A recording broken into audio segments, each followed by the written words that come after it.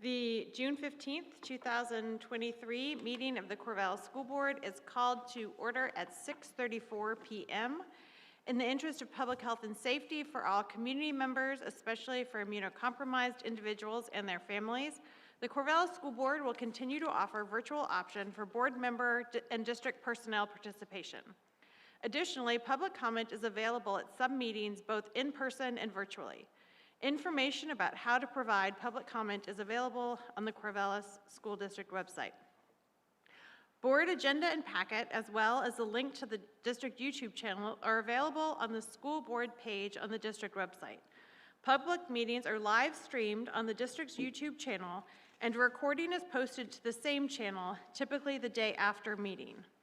Tonight we have Director Al-Abdraba, Director Adams, Director Jones, Director Tomini, Director Whitebear, and myself, Director Finger-McDonald, present in person, and Director Baker is excused. So the first item on our agenda is and we need a motion for a decision on what we discussed in executive session. Madam Chair. Yes. I move that the board take no further action regarding matters discussed in the executive session on this day, June 15th, 2023. I second. Is there any further discussion? No? Director Al-Abdraba, how do you vote? I vote aye. Director Adams? Aye. Director Jones? Aye. Director Tomei? Aye. Director Whitebear? Aye. And I vote aye. Passes unanimously. So now we will read our resolution that was passed in 2022, the acknowledgement of Pride Month.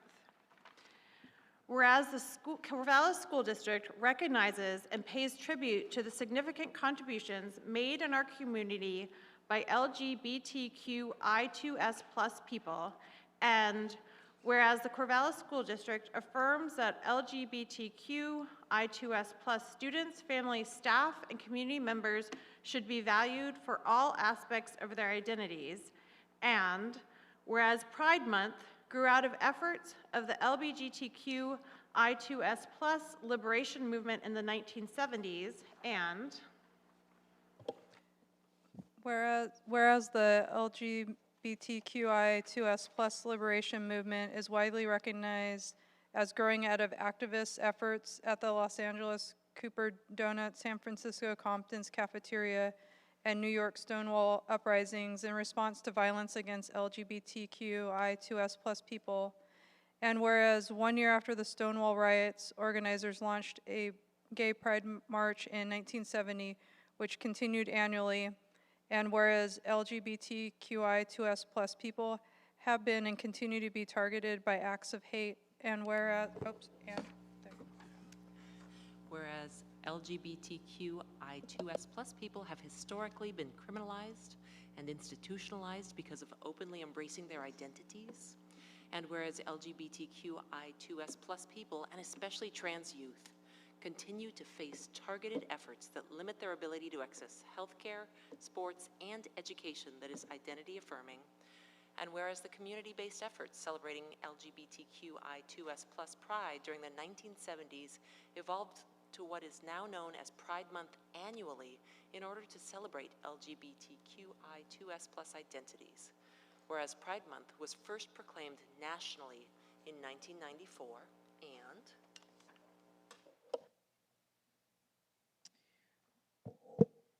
Whereas Oregon has yet to proclaim Pride Month at the statewide level, and whereas LGBTQI2S+ people have contributed to the history and collective future of Corvallis and Benton County, Oregon, and whereas Pride Month provides an opportunity to continue the district's growth in learning about the many contributions of LGBTQI2S+ people to the nation, world, and local community, and whereas education is a necessary component for creating a more equitable and anti-racist community, nation, and world, and whereas the Corvallis School District has made a commitment to equity and anti-racism, and whereas the Corvallis School District has a responsibility to honor and respect the diverse histories of our community, And whereas the Corvallis School District believes each and every student must be celebrated and appreciated for their distinct and vibrant contributions made by sharing cultures, languages, ideas, beliefs, and values within a school community.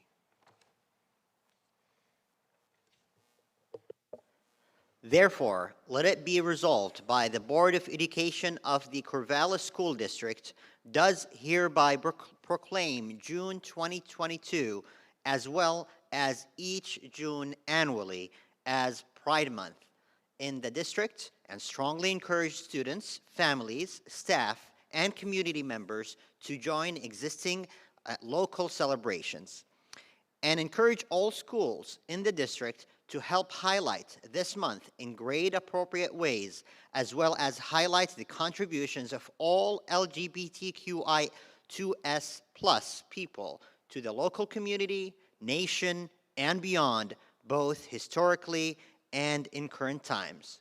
Adopted by the Board of Directors of School District Number 509J Corvallis of Benton and Lynn Counties, Oregon, at its regular meeting on 5th day of May 2022. Madam Chair? Thank you, and acknowledge that it has been Pride Month for all of June, and unfortunately, this is the first time our board has met, but we still felt like it was important to acknowledge the month, even though we are halfway through already, and school ends tomorrow. So, but I have seen acknowledgements of Pride Month happening in our school this month, so that's been good to see. So the next item on our agenda is a farewell to our departing board members. And unfortunately, only one of them is here tonight. We have Director Vince Adams, who's served on the Corvallis School Board for 10 years. And I often tell my kids that becoming an adult is when you have to solve your problems. And even if your solving the problems means asking for help, but you have to solve your problems because there's no longer backup. And I feel like in my time on the board, Director Adams, who was chair when I joined the board, has been our backup in a lot of ways and our institutional knowledge, so he will be missed. So.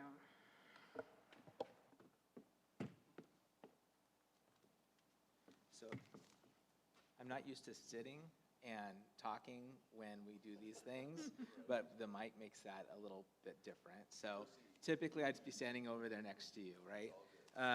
So we have a plaque to represent and recognize the work that you've done in CSD as a board member for 10 years. Also this year, the Oregon School Boards Association has created some recognition for board member service over periods of time, and this is the recognition for 10 years of service, so we want to share that with you as well. I think you did a great job of describing Vince. Vince is the last member of the school board that was here when I was hired as superintendent, and it's been fun for me to be able to watch as Vince moved from board member to vice chair to chair for a couple of years, and now as a developer of boards for the Oregon School Boards Association. So it feels like I've watched you and watched your experience grow, and I think it's true that you do play that important role for us as both the institutional knowledge of the board and as a backup. I think that's a really good way of saying that. Also, the things I think are hallmarks of your time are your focus on sustainability, which I know the policy around idling is sort of what brought you to the board all those years ago, but also your prudence when it comes to budget and your ability to be one of the things I think about when I think about you, and then I'll stop because it gets a little awkward after a while, but one of the things I think most about is how excited you get when there is something that is positive and uplifting that happens. I have been watching, those of you who don't know, when my son walked across the stage at graduation, I went to hug him and he lifted me up because I told him I was going to kiss him on the forehead. And one of the things about that video is actually looking at Vince, who does this big laugh at that time. And I think that totally represents who you are. You're always excited, you're passionate about the work, and I think that's probably what's kept you here as long as it has. So thanks for your service to the community and to our staff and to our kids. You will be missed without question. Well, thank you, everyone. Goodness. I've been thinking about this meeting for a while. I have a lot of people to thank. My goodness, the person that got me into this was, initially was Ann Schuster, who charged across a meeting room to drag me semi-willingly into doing this work. Another person who has been a tremendous mentor for me in doing this work is Amy Leeson. I learned so much around education, the technical aspects of education, and educational equity. I learned from her. Early board members when I first came on, Chris Rochester and Tom Surrey were great teachers of what board work should look like. They ran very good meetings and were civil in their discourse. I would be remiss if I didn't thank Judy Ball, who was on the board a few years ago. Judy was my conscience in doing equity work. When my bias was telling me to not do the right thing, do the easy thing, it was Judy that was there waggling her finger at me saying, no, you need to do the right thing. And so often when I get into situations, I ask myself, what would Judy do? Another person that came to mind when I was thinking about people that have really touched me in this work is Ed Junkins, for just his demonstration of grace and leadership, and his willingness to bring his lived experience into the boardroom, our boardroom. It was very powerful for me to learn from him. Another really important mentor, though one of the people that made it possible for me to work at OSBA, was a person that we were just with, which is Julie Catala. She taught me not just how to lead a board, but what to do, the actual mechanics of doing that work on a day-to-day basis. And it's because of her and the learning I had with her that I'm able to support school boards all over Oregon. So I'm deeply grateful to Julie. Next person on my list is my dear friend Sammy. Thank you for being my co-pilot in those early years, when I didn't know what the hell I was doing, but you were there with me. Oh my goodness, educators, lots of educators. Really, the whole teaching staff at Lincoln Elementary over the years, they have been very graceful with me. It's hard to be a parent and a school board member at the same time, to sit down in a conference, and often those parent-teacher conferences would deviate on these bunny trails around education. And so I've just been really grateful for the grace that the staff here, in particular, Aaron Hale has been a real exemplar educator that has influenced me, and I'm so glad that he's moving on to bigger and better things, and he's going to expand his impact. But also on my list here are Matt Boring and Aaron McKee, principals at our high schools, really demonstrating the importance of going one-to-one with our kids, seeing each and every student. I have Colleen works here for the same thing. Lisa Krause is a person that came up as a person who gives a lot just to be with kids. Melissa Harder comes up for your compassion in the way you do this work. As an administrator, when you were at, what was Jefferson then? But also for bringing compassion into our policy process. I just really appreciate how you come to the work. Olivia, our finance officer, and I have here, for never rolling her eyes when I asked her another dumb question with, can you refresh my memory on whatever it was that I forgot about PERS? Thank you for indulging me all my questions. I really appreciate it. Eric Wright, Rachel Stalter, and Angie Falk. Eric Wright is the principal at College Hill. Rachel Stalter and Angie Falk are teachers in the Wings program, for expanding my understanding of what is possible for kids. And that there's so much possibility, that going beyond just intellectually knowing that every kid can succeed, but actually intuitively knowing it here and understanding that in a deep and intuitive way is I really attribute to them. My goodness. And there's way, way too many people here. I could keep going talking about educators. Our staff have been great teachers for me. The note I made at the top is that board members, we don't come to this work fully formed. Anyone sitting down into the seat to start with, you don't know how to do this job until you do it. And we're grown.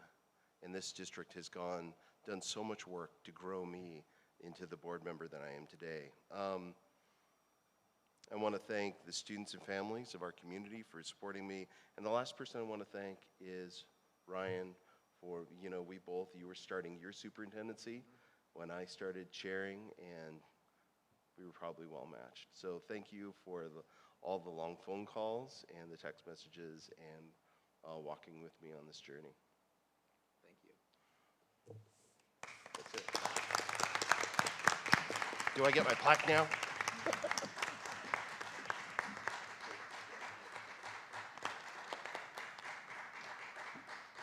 I get the plaque.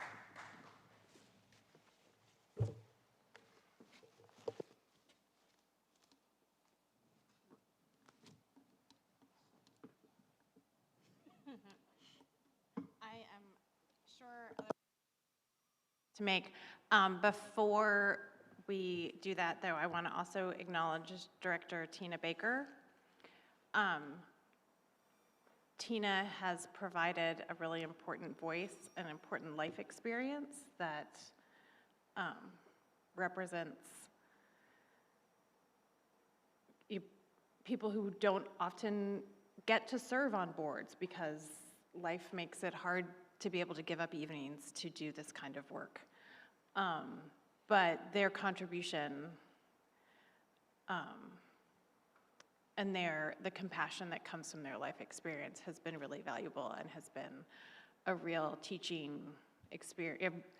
They have taught me a lot about life and the importance of seeing the people who often don't get seen. So I'm sorry they are not able to be here today, but their services has been really valuable, and I appreciate the effort that they made to serve on our board. Madam Chair? Yeah, I want to go first. So a couple things I would say about Tina. The first is that there were many times when I was in the middle of making a decision and I'd reach out, and the thing that they consistently asked was, what's the impact going to be for our students and for our staff? It was so predictable that over time I expected that to be the first question that was asked. And why I thought that was, why I found that particularly valuable is because it kept us centered on making decisions about students and staff, and particularly that was their threshold in terms of whether or not they thought it was a good decision, and held that consistently. So it sort of became one of the, I tried to think about the many aspects of a decision, but I knew consistently that was going to be asked of me whenever I connected with Tina. So that was one thing I'd say. And then also just the way that they came to this board thinking about the inclusion of all students and held that front and center, and continued to make sure that that was how we made sure that students were seen and felt safe in our schools. And so I agree, it has been, I have learned, and I think I have grown having Tina as a member of the Corvallis School Board. So we'll make sure that they get this as well, but I just wanted to, again, recognize the commitment and the time that they've provided as a volunteer. Yeah, and if I may, I want to share a message from Tina. They tried their darn best to come in tonight, and they couldn't make it for extenuating circumstances. they want to offer their gratitude for serving on the board. And Tina shared it has been an honor serving on the board and the CSD community. And I want to really acknowledge thoughts and notes that you both shared about Tina. Tina taught me a lot. When they speak, we listen, and the community listens. And a few words from them are worth paragraphs of mine. They are thoughtful. They think really deeply about the issues and think about many blind spots of mine that I have been learning a lot. So I've grown as a board member for Tina, being a board member, a colleague, whether on the board during board meetings or in between. And also, I believe our board has become a better board, and our community is a better community because of Tina's commitments. And for that, I want to thank them for their commitment. And I want to just offer very few words about Vince. Vince has been a great friend and continues to be a brother and a colleague. And I'm so proud to have had the chance to serve on this board because he believed in this young gentleman, 29 years old or 28 years old in my first time applying. And I was no comparable to other applicants, but he believed I'll throw in a vote for that person, and I got one vote. That got me to return again, and I'm here because of him. Being a co-pilot, an advisor, whenever I need to learn about something, he would be the best guide, and most of the time he would ask me, what would you do? And ask in a best way Socratic method where you learn, and you learn about your own learning. And I'm so proud that we're sharing him with all of Oregon as a board developer, and I feel honored, and I speak on behalf of OSBA. I know maybe I'm stepping off on staff and the ED by saying that, but I feel very confident to say OSBA is a better institution and organization because of your work, Vince. And I'm really honored that we will continue working with you. And I know many people, when I go anywhere in the state, they say, there's this gentleman in OSBA, and his name is Vince Adams, and he did help us really navigate through a tough situation, or even through a silly situation where community members want to fire one person or have a jersey here or there, and he pulled them back to, this is the role of the board, and how can we be unified as a board and making decisions that are at the board level. So Vince, for all of these reasons and many more, thank you, thank you, thank you. And I just want to share it out loud. I hope it is the will of the board that when your daughters are graduating, you'll come at that stage and hand in the diploma. Oh, thank you. Thank you so much, Sammy. Thanks. So I know we have so many things. This is going to be a long meeting, so I'm just going to say that when I think of you forever, Vince, I'm always going to ask myself, is that within the purview of the board, and did that violate a policy? And if the answer is it's not in the purview of the board and it didn't violate a policy, we need to leave it alone because it's not ours yet. And I feel like you really, early on, especially when you don't really know what you're doing, which is every board member at the beginning and even for a while after, I feel like that is a hard lesson to really understand what exactly is the school board. And so I just have so many very vivid memories of you bringing us back to that. And so now I feel like it's become just like second nature to ask that question before I even involve myself in thinking about an issue. That took a lot of learning, but you were a really great model for that. And I can hear your voice in my head saying those things. So thank you for that. And just quickly, for Director Baker, I want to say that in the time that I've been on the board, we have not had any board member that has been more committed to the importance of not letting a broken system get fixed on the shoulders of the vulnerable. And we have seen countless times where we just don't know how to do that. And so then it would be easy to just say, well, we'll have to just figure that out another time. And Tina is that person that brings you back and reminds you that it's not that person's problem that your system is broken, and it's not their responsibility to continue to suffer because you don't know how to fix it. And I don't think anybody has modeled that as clearly for me as Tina has. And so I'm sad that they're not here to hear these words in person, but I hold on to that as a bit of a, I guess, kind of a North Star of thinking about how to center myself on whether or not it's really can't be done or just feels too hard, or I just don't know, and how the too hard and the don't know are not an excuse for not getting it done. So thank you to Tina for helping this board grow in its accountability and commitment to that, and my hope is that we'll sustain that legacy even as Tina moves on to other things. All right. So Vince, in the time that I've had the pleasure of serving alongside you on the board the last 2 years, something that I've really appreciated and valued is your historical knowledge on the board. But not just that, your dedication to really helping all board members learn and grow along with you and bringing your knowledge to our board as well as to the state and beyond. And something that I notice that always stands out is your dedication to uplifting and elevating others' voices, and also your dedication to modeling your own learning along the way. So even though you're the longest standing board member until tonight, you have really shown a dedication continually to your own learning and growth as a model for all of us. And so I'll carry that with me. Thank you. Thank you so much. Oh, absolutely. And to Director Baker, who's not with us tonight, but we hope that you'll listen to these words later on, or maybe live streaming tonight. Something that I've learned from Tina is just their incredible dedication to the holistic well-being of students, of staff, and of others, that those relationships are so important, and that centering around humanity and the people who we're really here to serve, they have really led by example in the way that they hold that as their focus. So I've really valued that.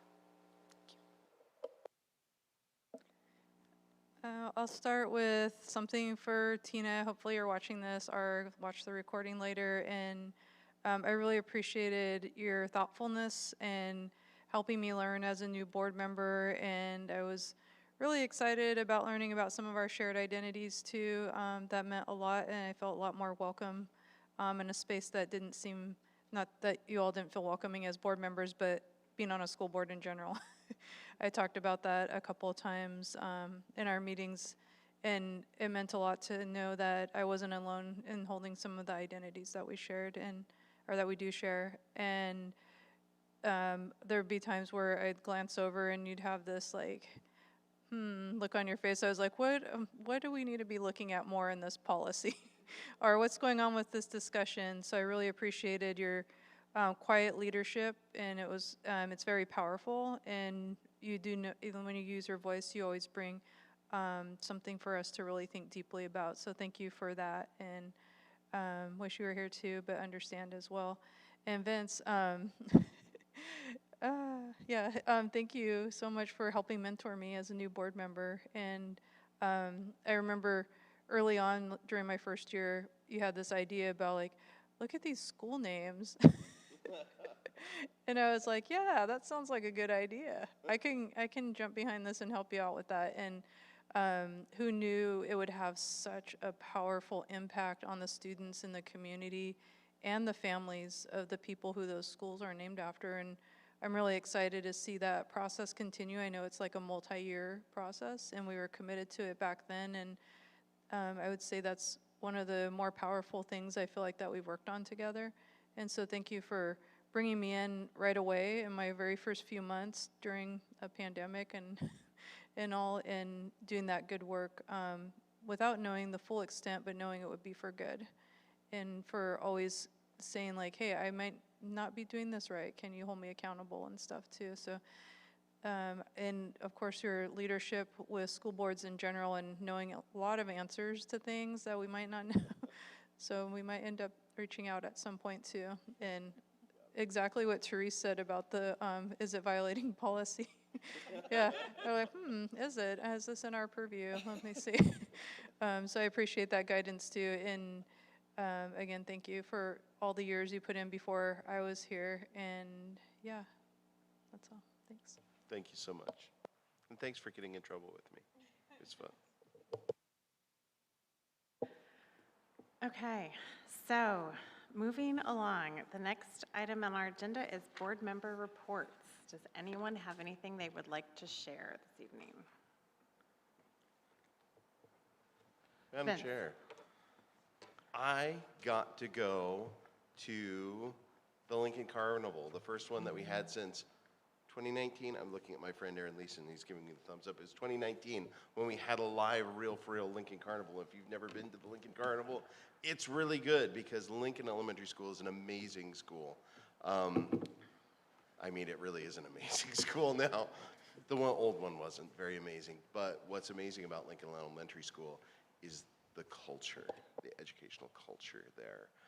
It is truly a multicultural school, and it's loud, and it's vibrant, and lots of learning happens, and it was just a delight to see that community come together on this site, and and figuring that out, and parents and community members all coming together to make that happen, and Wiggly kids and school board members getting dunked in a dunk tank, and it was just a really, really good day. It was very healing for me. So, and it was a great school function, so I just wanted to share.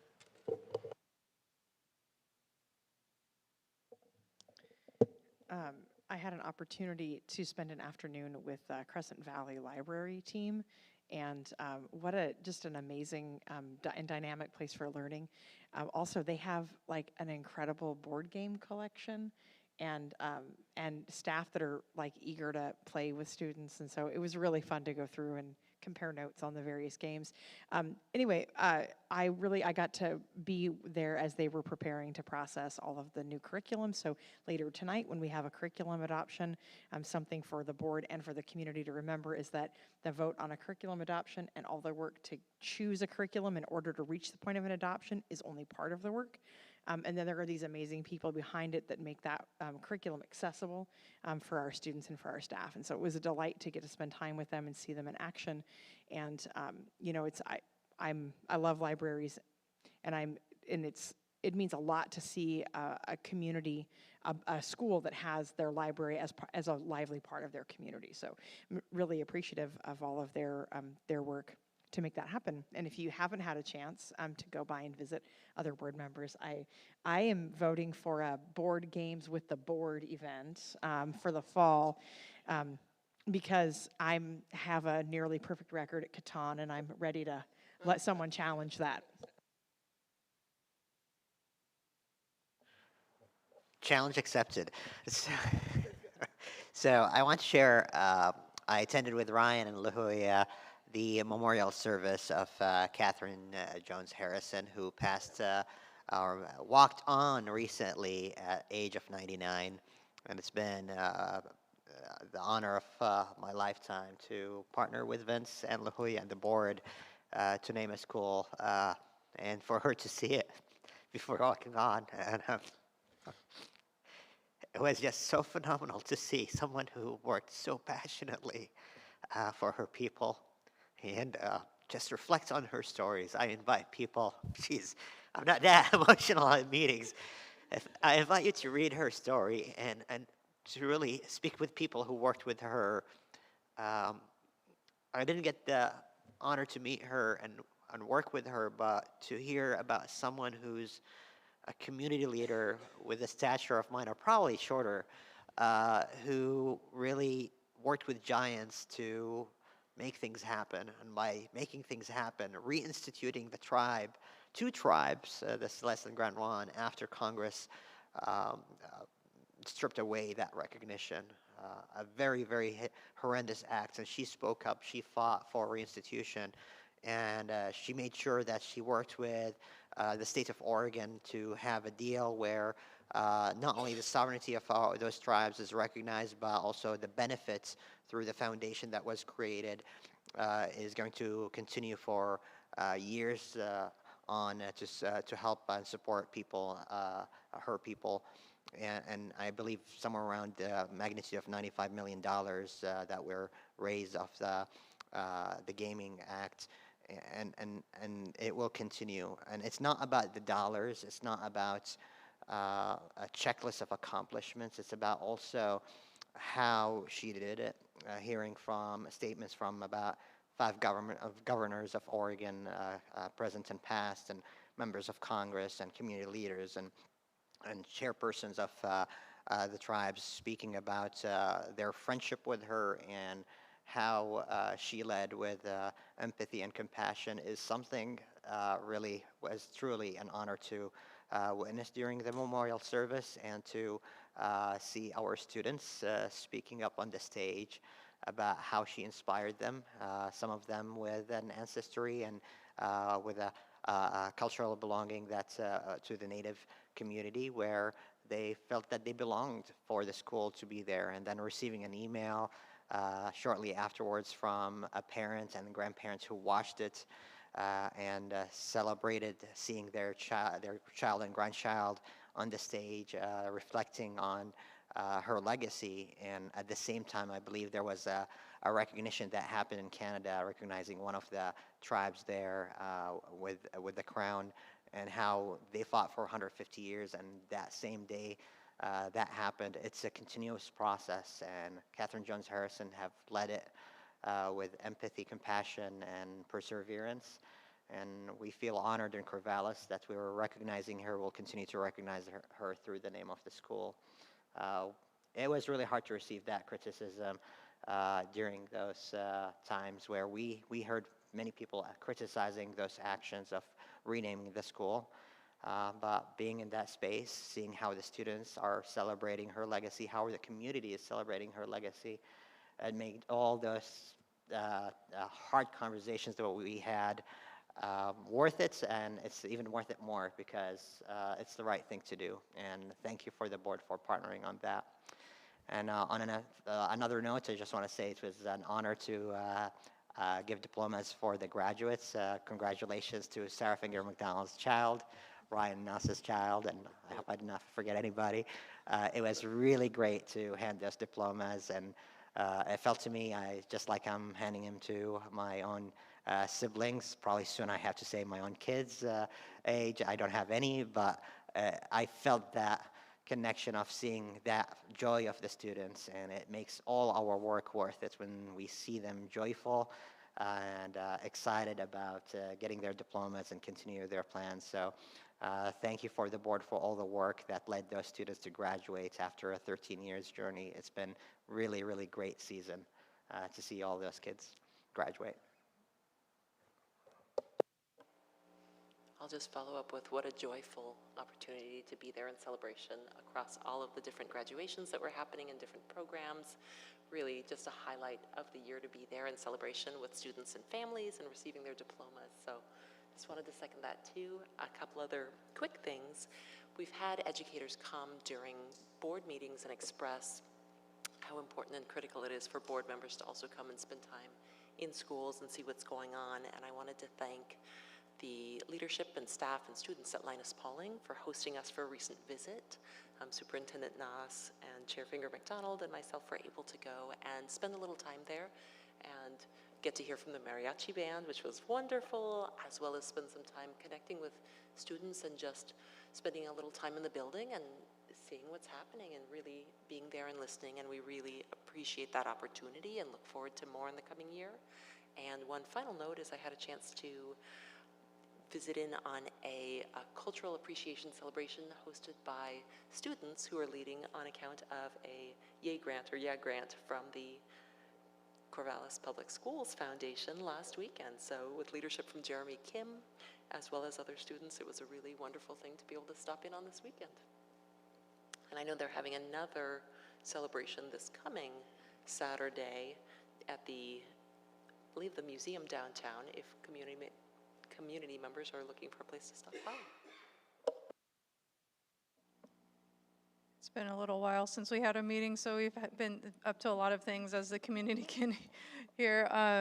I'll share some things that I've been at and appreciated being involved with. One of them was the Crescent Valley High School Murdered and Missing Indigenous Women's Run and Walk, and I know a couple of you were there. We didn't have a meeting since then.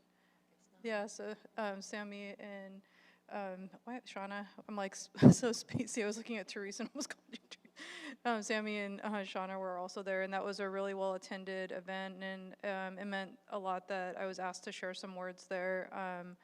And then the College Hill graduation. Unfortunately, well, not unfortunately for my family, but my niece graduated the same night out of town as some of our other graduations. So, but I was able to make it to the College Hill one, and that one was a lot of fun as usual. And the memorial, like Sammy said, for Catherine Jones Harrison was really beautiful. And I took a picture of one of the slides of one of her quotes that says, "Help me do and say what will help my people today." And those are words she lived by. She had that up in her room when I went and visited her. She told me about that same quote. So seeing it up there, I was like, yeah, that's a good one to live by.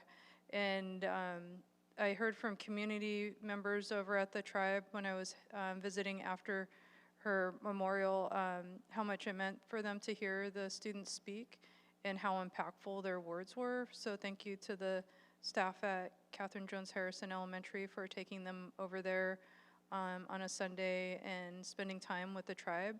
I hope that meant a lot to them. I know it did to the students too, just by the looks on their faces. And thanks too for folk who went from the district. And then there was one more thing that we did. Oh, the SAFE meeting. Weren't you there? Yeah, Shauna was there too. I was like, I swear you were there too, Shauna. To the last SAFE meeting of the year. That was really great, and it was good to hear some of the themes that came up from the students related to bias, and then some other things they shared. Heard an amazing speaker that was one of the students that helped start SAFE, and what she's up to, and some really powerful work she's doing as a college student now. Hoping to make some connections with her through OSU at some point. And then I also went to the Delta meeting too, the last Delta meeting of the year, which was also awesome to be in conversation with everybody. Okay, that's it.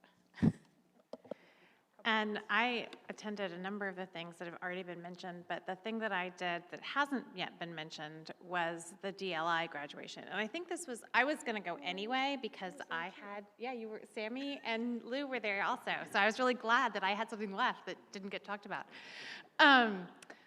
I was gonna go anyway because I had a kid graduating from the DLI program, but I think it was the first year that board members were invited to participate. And so I told staff that I saw there, like, please continue to invite us because we would like to be able to celebrate this.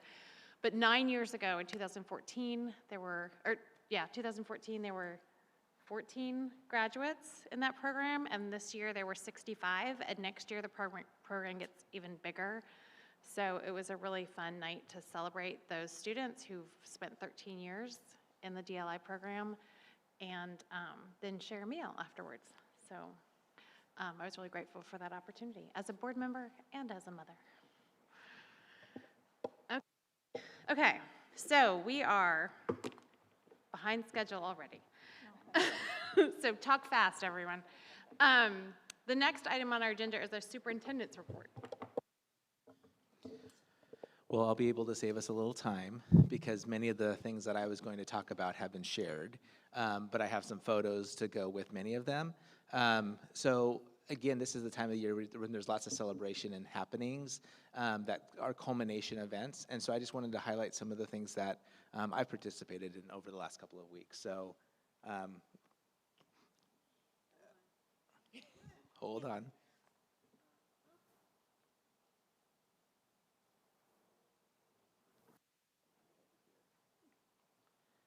So the first one, we'll get to some slides in a second, was the Arabic Language and Culture Club. So they had kind of an end-of-year party, and so I had a chance to go and meet with families and students. That was year 7 for that club at the elementary level, but since that time, over the last couple of years, we've also added Arabic as a world language at our middle school and high school. And so at this point, there's 2 high schools in Oregon, Lincoln High School in Portland and Corvallis High School in Corvallis, Oregon, that have Arabic as a world language. So it was fun to be there with them and celebrate, and to better and to meet with families. Honestly, some families I hadn't met before. What I want to add about the memorial for Catherine Jones Harrison is that before the service started, there were pictures that came up, and a number of those were from the day at the school. So there were pictures on the up front was the quilt that she received that day at the school. So it just really spoke to me about how important that day was for her and her family, and it just again reinforced that the connection that we've made.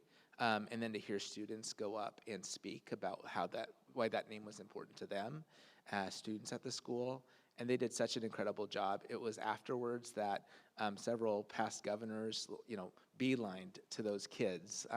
Governor Roberts and Governor Brown, those were the first people they wanted to talk to, were the kids who had been up there on stage. So again, it was just a really special day. I'm going to just keep going. Another thing I wanted to highlight that's been fun lately is the class of 58 from CHS had a reunion. They came to an assembly at CHS, and then they made a donation to the foundation of $82,000 towards future scholarships. And there was a great turnout. They loved being there for the assembly, and then they had a dinner that evening that several of us were able to attend. So again, just the community continuing to support community, which was pretty cool to see. So that is from the memorial for Catherine, and you can see the quilt and the students that were there that night. This is the class of 58 at CHS. I was also going to highlight the grad walk, which is also another real special time of year. I know that the event that happened here was really unique. Apparently, Mr. Hale still had some of the wood from the previous building and had made arrows for the students, pointing them in the direction to continue to move forward, and he presented them with that as they talked to the kids about what it meant to be a graduate. So again, another great experience. The Wings graduation was phenomenal. One of the things that's special about that class is that they had an extra year with us through the support of Senator Gelser-Bluen coming out of COVID. So those kids had been with us for quite some time, and it was really fun to see them as they are leaving our system at the age of 22. I do have a picture from the DLI grad night. As well. That's College Hill, and one of the cool things about College Hill is that, I know I'm throwing you off, Kim, I'm sorry. I'm just kind of rolling. One of the cool things about College Hill this year is they had more graduates than they've ever had. So they had 49 diplomas and 19 GEDs, and that's the most that they've ever had as a cohort. So that was great to see, and I'm sure it was because they spent the year at the district office. That's what made it happen. Spending time with me.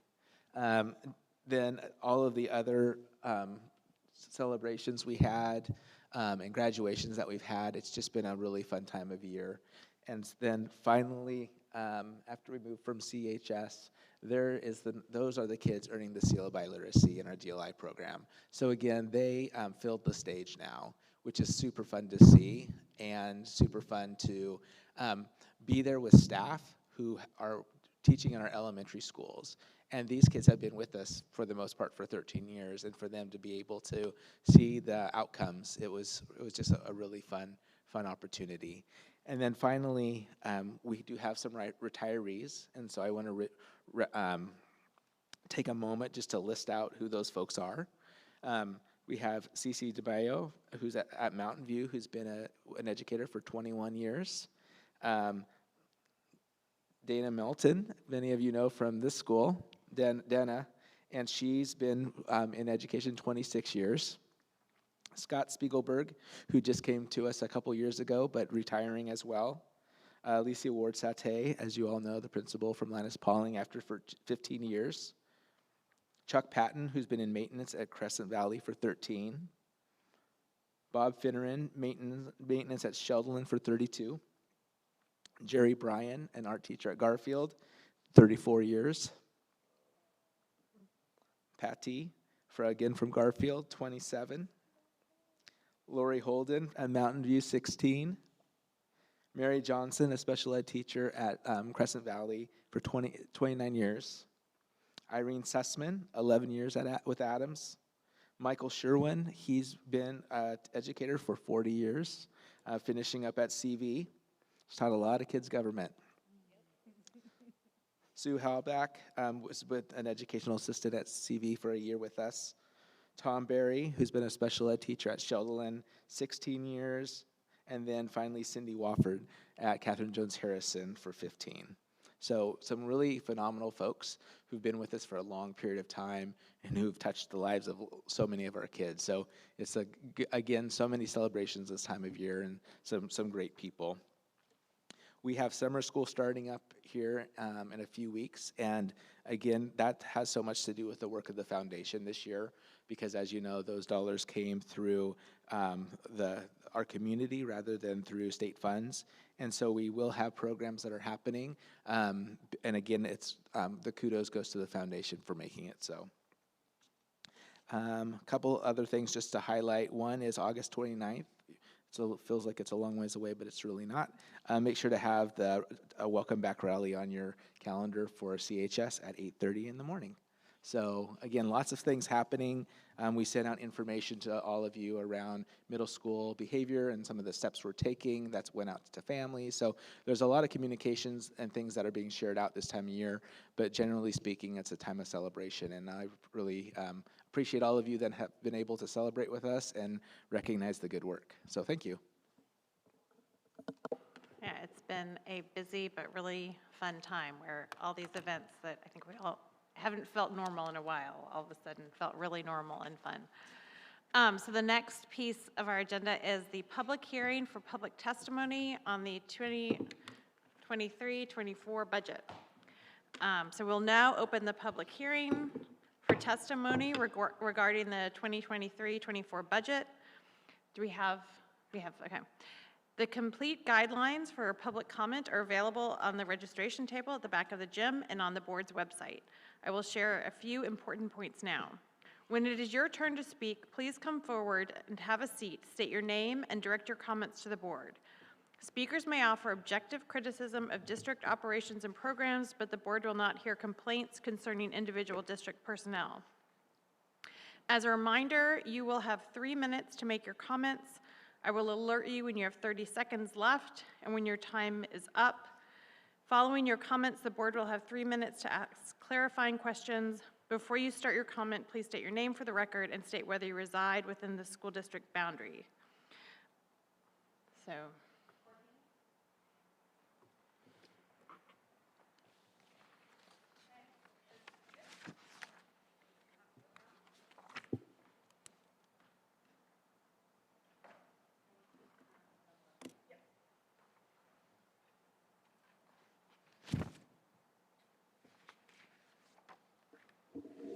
Hi, I'm Courtney Holgate-Champney, and I reside within the Corvallis School District boundaries.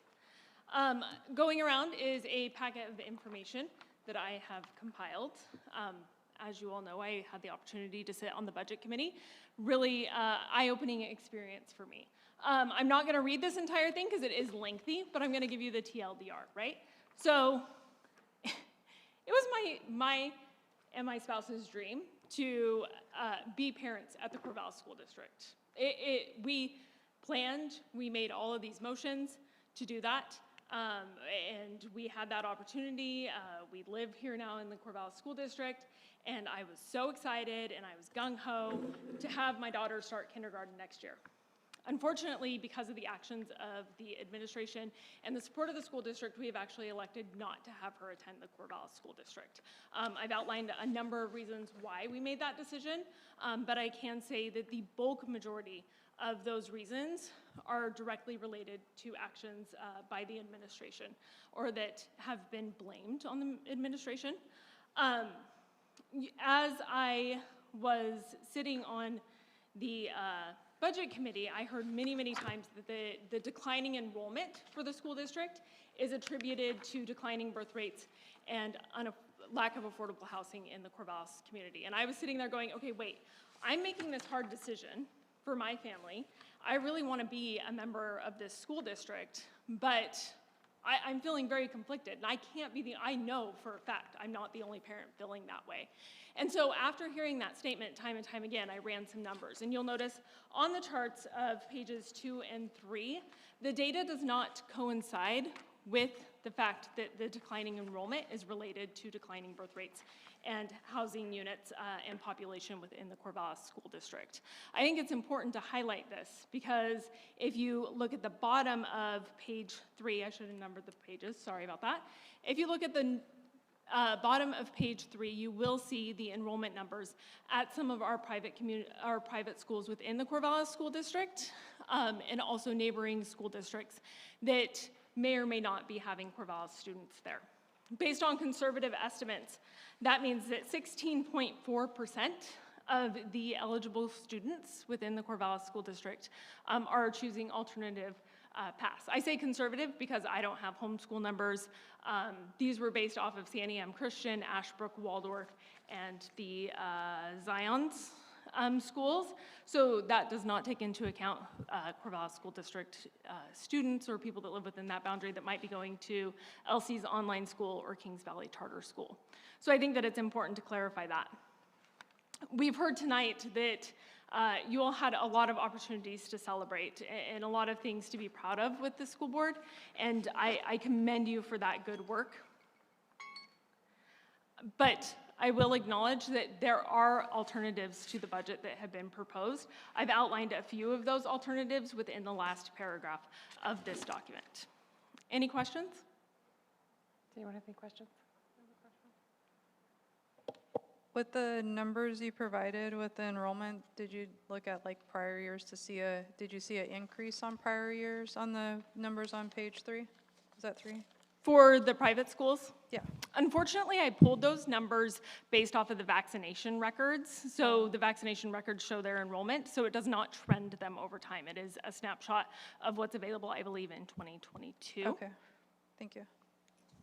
I will tell you that my daughter attends Ashbrook, and they are currently capped at 5 out of 8 of their classrooms, which is unusual. Okay, thank you.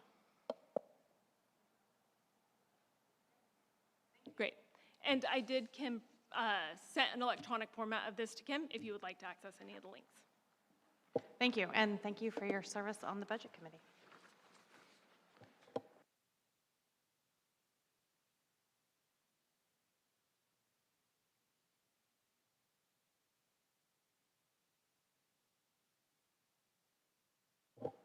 The next item on our agenda is consideration of resolution number 230601, the adoption of the budget and making appropriations to impose property taxes and categorized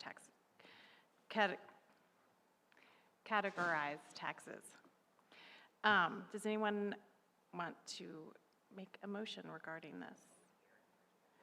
Well, we just had the, I have to close the public hearing. No. Hearing no further comment, the public hearing is now closed. Okay, so now, the next item on our agenda is consideration of the resolution. Yeah. So does anyone? Madam Chair? Yes. I move that resolution number 23-0601 be adopted to adopt the budget, make appropriation, impose property taxes, and categorize taxes for that 2023-24 fiscal year. Madam Chair, I second the motion.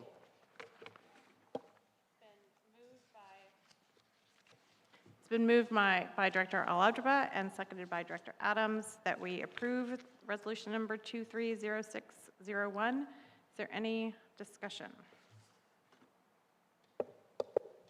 Madam Chair, just want to carry the motion with the statements of deep appreciation for district staff going through, sharing with the Budget Committee and the board on the nuances and the details of Oregon budget law, the background of the status quo that we have right now, including the uncertainty, and also really exploring the options with keeping school board goals and students first in those decisions.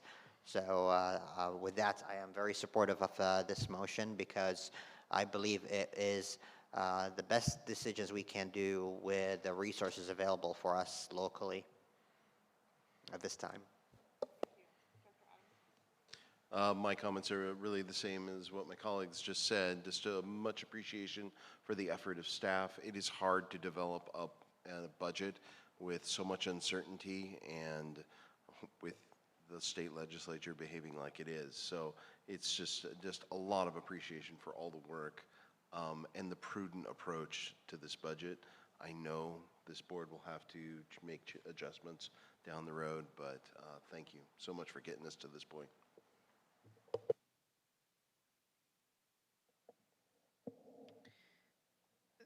So, I mean, this was definitely a challenging budget process for so many reasons, not the least of which is how long we waited before we even knew what the budget would be. I want to first say that I support this budget. I do think that it makes some difficult choices that really did need to be made. My only ask,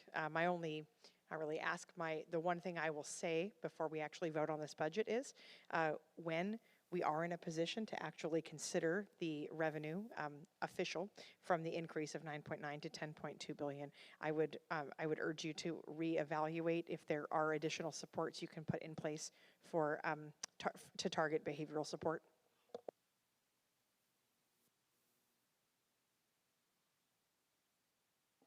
And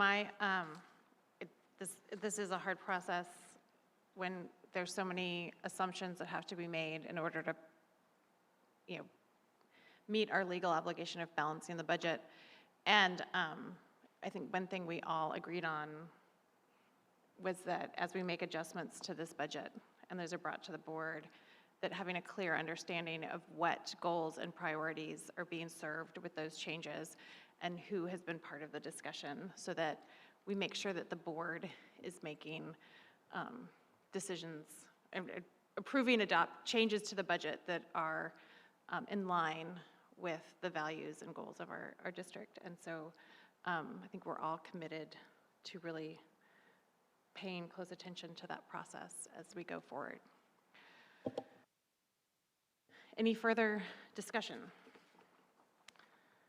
It has been moved by Director Alabdaba and seconded by Director Adams that resolution number 230601 be adopted to adopt the budget, make appropriations, impose property taxes, and categorize taxes for the 2023-24 fiscal year.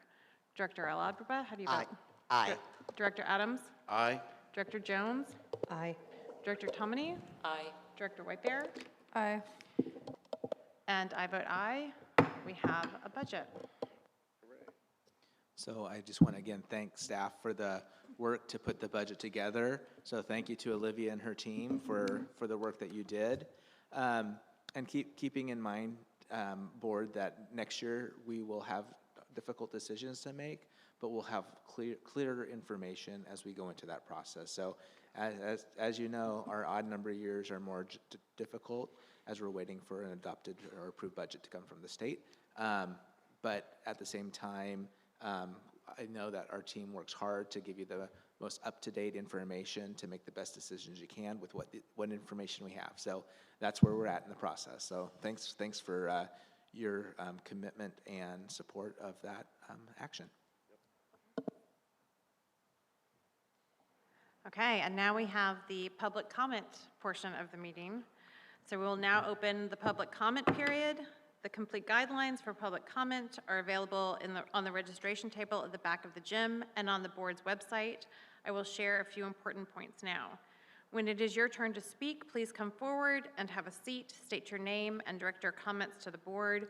Speakers may offer objective criticism of district operations and programs, but the board will not hear complaints concerning individual district personnel. As a reminder, you will have 3 minutes to make your comments.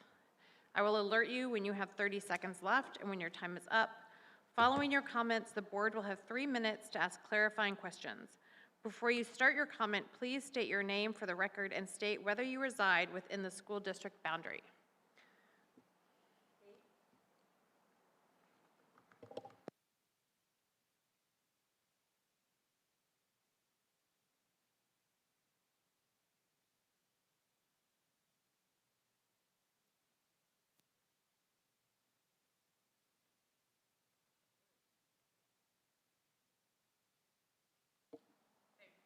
Hi, my name is Kate Danielson. I humbly come before you as a parent of a preschooler. I do reside in the district and intend to send her to Corvallis Public Schools when she's ready. She started her first year of preschool this year when the shooting at Uvalde happened, and I kind of freaked out and started getting involved with Moms Demand Action. Some of you may have heard about it. And I sent you all an email previous to this with a little bit of information trying to spread awareness about a special campaign that we're doing called Be Smart. So I'm just here to introduce myself and ask you to consider helping me encourage schools to adopt this campaign or agree to a presentation, or if you all are interested in the future. I have reached out to all of the schools individually and all of the PTAs or parent associations. And I've gotten a lot of interest, but it's been a busy year, and a lot of people say, oh, next year, and I want to get out there and like introduce myself and say, I'm ready whenever you're ready. And with the little time that I have, I just wanted to review what the campaign is.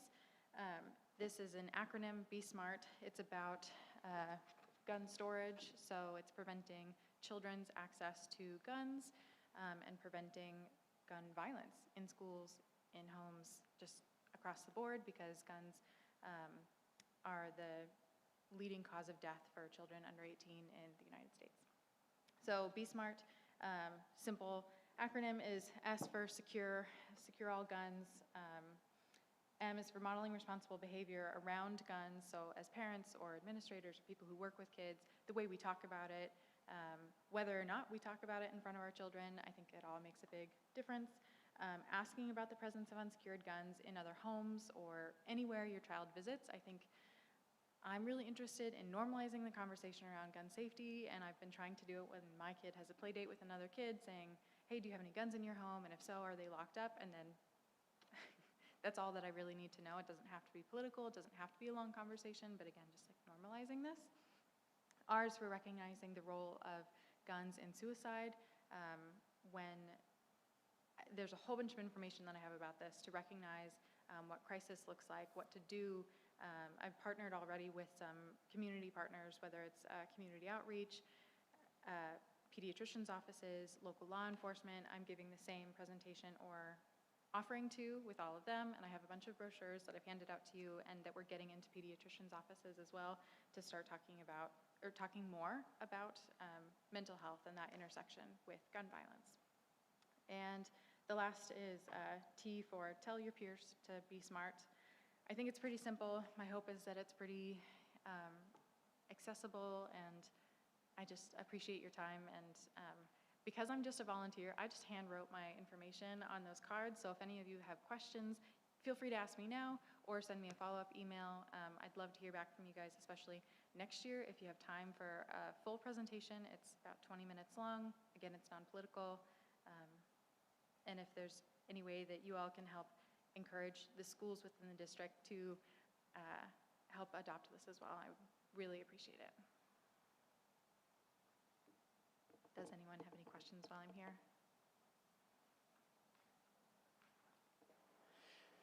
Thank you so much for sharing with us, Kate. We really appreciate it. Just because I see it on here, but just to verbalize it, if you don't mind, I'm curious where community members, family members, or educators could go to learn more if they hear this presentation and just want to follow up themselves. Thank you for asking. You can go to besmartforkids.org. This campaign is under the umbrella of Moms Demand Action, which is just a group of volunteers. We have a local chapter that meets monthly, so you could check out Moms Demand Action online. There's also Students Demand Action and a number of other communities like that that have a community name Demands Action. If you'd like to get involved there. And the parent organization of all of this is Everytown for Gun Safety, which probably a lot of people have already heard of. It's on the back of my t-shirt as well, and I think it's like the small emblem on a lot of the materials, because that's the nonprofit that actually employs attorneys and whatnot to do the research and provide these materials. Thank you all for your time. Thank you.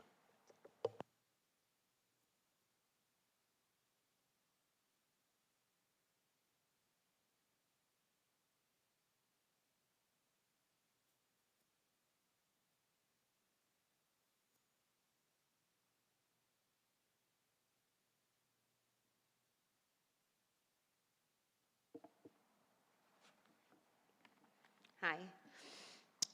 My name is Naomi Hartman. I teach here at Lincoln Elementary music, and I live in Corvallis. I am here to speak again about how essential our inclusion assistants are to our work as a district. Today I will speak about their role in supporting behavior, though they do so much more than that. They coach small groups and individuals. They provide for students' unmet needs, whether they be physical, social, emotional, academic, or behavioral. They provide the safety of a second adult in the classroom. They build trusted relationships with students. They help students through difficult social interactions. They prevent behavior breakdowns by addressing student needs and concerns proactively rather than reactively. And this is a behavior goal for our district, to address behavior concerns proactively rather than reactively. This change has been sorely needed, at least since I have been with the district, and I am glad to see it happening. As a specialist who teaches every student at Lincoln, I can tell you that the positive difference that our proactive behavior policies are making is noticeable. And it's a team effort at Lincoln, led by our principal and our dean of students. I actually didn't know we had a dean of students because she has worked as a behavior specialist and in various other roles at Lincoln for many years.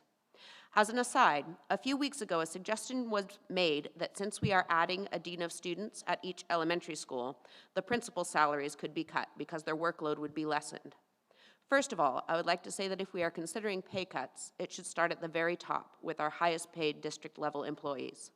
Now is not the time to consider a pay raise for our highest paid district employees while cutting our essential workers. And secondly, from what I can tell, having a dean of students at Lincoln has not reduced the workload of our principal. What it has done is made his work, our work, more effective. The principal at Lincoln is one of the most hands-on, proactive, and effective behavior support people in our building, and he has not stopped doing behavior support now that we have a dean of students. In fact, as of this year, all hands are on deck for preventative behavior support. This includes me as a music teacher. Every day before my first music class, I eat breakfast and do regulating activities with one of several students who struggle to regulate their emotions and behavior, struggle to stay in class, and struggle in their interactions with both adults and other children. Though it is sometimes difficult and frustrating, I enjoy this work and I can see the difference it is making. But the people doing the vast majority of our preventative behavior support are our instructional assistants.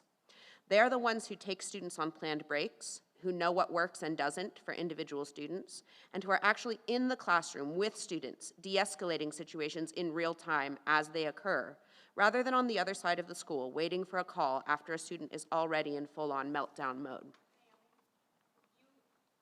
Sorry, you've met your 3 minutes, and we have it all in writing, so can we just stop you for a second and see if there's anyone who has questions? Therese? Do you have a question? You go first. I was just going to ask if there's any thing you wanted to highlight, not reading it, that's some themes, Yeah. a couple of themes maybe that you weren't able to read about. I'll try to just quickly go over the two assumptions that made me want to speak about this again that I heard at the last board meeting that I attended. There were two assumptions, and I won't read the whole thing, but I'm just going to check my notes. The first assumption was that if we have the right behavior system in place, we won't have to chase kids anymore because we'll be able to keep all the kids in the behavioral green zone. And but if we did that, we wouldn't need so many IAs. And I feel like that assumption is incorrect because systems can't adapt to the individual needs of individual students. Any system will work for a certain portion of students. Good systems will work for more students. But our students are not cookie cutters.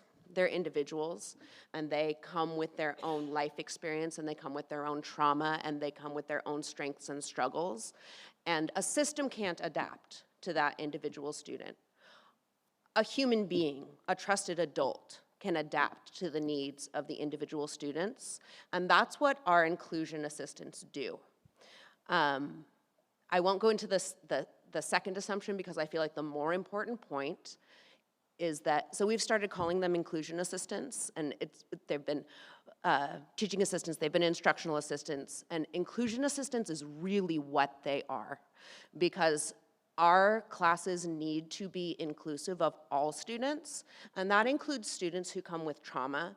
That includes students who come with intense behavioral needs, academic needs, social emotional needs, unmet physical needs. Our inclusion assistants do that work. And so the idea that we can put in a dean of students or the right behavior system, and we will no longer need inclusion assistants to do that work, is wrong. And I'm concerned that what's gonna happen, because the district is, as I understand it, cutting those 40-some positions, is that we're gonna have backsliding. And we're gonna have students who are going to middle school with unmet behavior needs, that we're setting our deans of students up for failure, that we're setting our behavior systems up for failure, that we're setting our students up for failure if we remove those instructional assistants from our classrooms. Thank you. Just really quickly, as I so much appreciate you coming and sharing this, just in a short sentence, as a teacher, what do you think is going to change about your daily routine with students in classrooms if there aren't inclusion? Okay, so I know, because as a specialist, I teach everyone, and pre-COVID, there was almost never, like really almost never, a second adult in the music room with me. Those were the bad old days, and I have horror stories that I can tell you about being in the back 40 in the music portable with 25 or 30 students, and one or more of them is becoming deregulated, they're becoming escalated, they're becoming violent sometimes. And in the bad old days, we didn't have the level of staffing of IAs that we do currently, because the district made a really smart decision and used COVID money to hire more IAs. I have seen the difference that has made in my classroom and then the classrooms of my colleagues, and I know what will happen if those adults are removed. We're gonna go back to the bad old days when a student is getting violent in your classroom and you call on the intercom for help, and then you wait for somebody to show up. And a lot of times, nobody shows, because there are so many behavior needs and there are so few adults. And because when you don't have the staffing levels to be proactive, by which I mean there's an adult in the classroom who can de-escalate that student as they're getting upset before it's a meltdown, it's gonna be the bad old days again.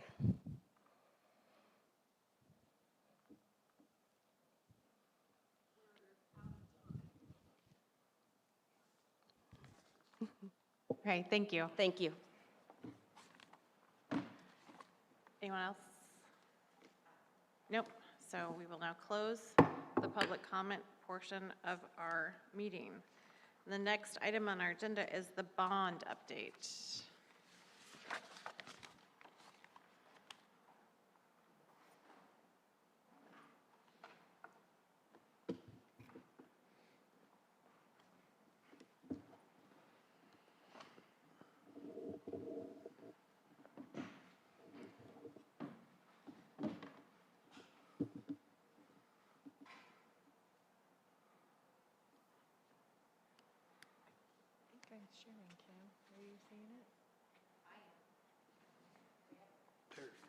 There it goes.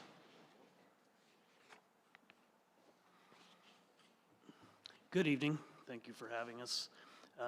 We were asked to keep this fairly brief tonight. We know you have a big agenda. So this is our only slide right there. So. Sorry. Sorry, thought I'd go out with a bang here.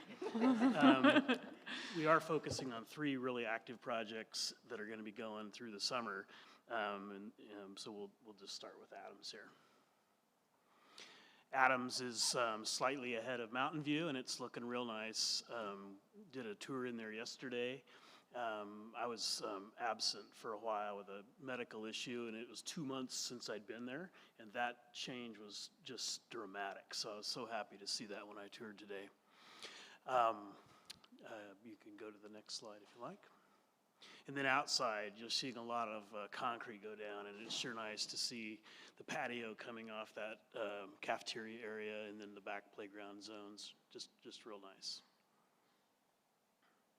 Mountain View, there's only one slide here. We had a bond oversight committee meeting on Monday, and we met at Mountain View and got a little tour, and it was fun to see that space. In particular, the new location for the front office has really taken shape. It's different than what we used to call the Jaws schools, the three others. Just a different configuration out there, and it's really kind of neat.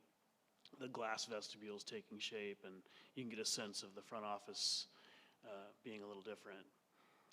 This picture shows seismic work and then the new staff areas.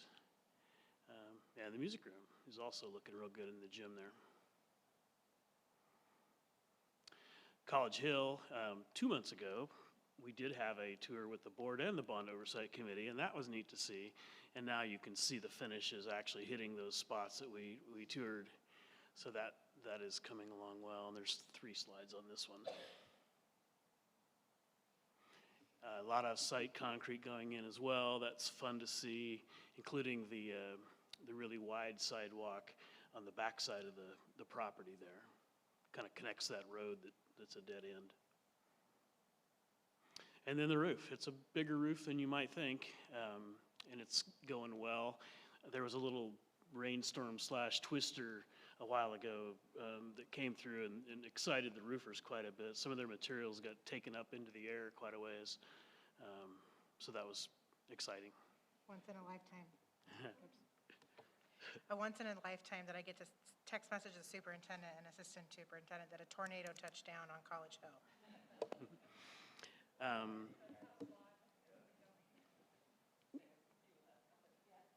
I forgot a couple things on Mountain View. The new restroom design is getting started. It needs to get done during the summer, so it's going to be right up to the finish line to get that done. It's scheduled to, though. And then outside, they're about ready to start the site work now that school's finishing up. And at that site includes a 40,000-gallon fire water tank that's buried in the ground near the street. So that'll be fun to see. We'll get some good pictures of that. And then the site work and, the new parking configuration, all that stuff is happening too. Last item I wanted to share is Bessie Coleman, the Aspen intersection. Fingers crossed, is scheduled to be, done and operational middle of next week. So yeah, let's all cross our fingers on that one. It's been a long haul to get that done. And all of these projects are on schedule to open on time. Yes. For occupancy for the fall.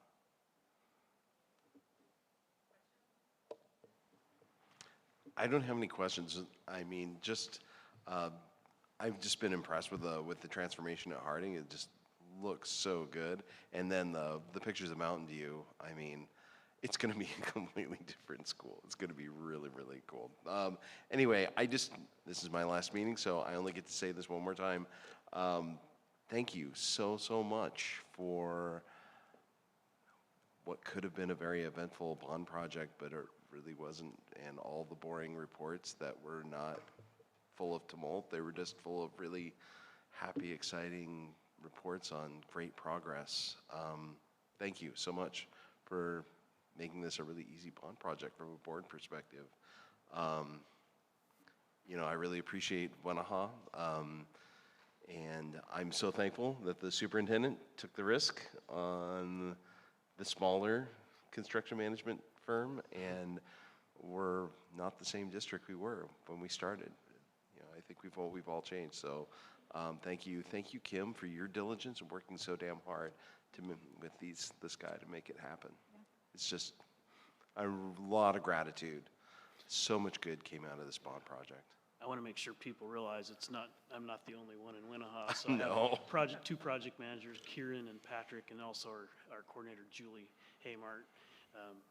Had an awful lot to do with this. I'm going to suggest that we kind of have a recap slideshow meeting in the fall, probably, and I'll try to bring in the team to talk about their projects. Yeah, I think that'd be really useful, because we put a lot of miles down, and some of those miles were really hard. And you guys are coming in on time, on budget, and fulfilling the bond promise when you had every excuse not to. So just, man, great job. Thank you so much. Thank you. And we can now add to the list of things that could have been used as an excuse for this to go wrong, a tornado. Like when you said that, I was like, of course there was a tornado. Fires. Yeah, supply chains, yeah. But yeah, amazing. It's been an amazing process, so thank you.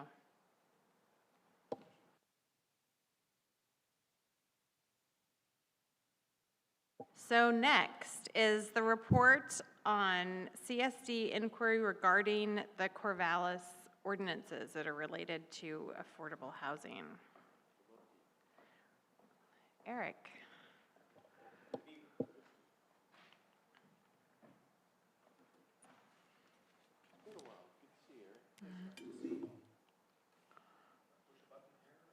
Yep, till the green light comes on.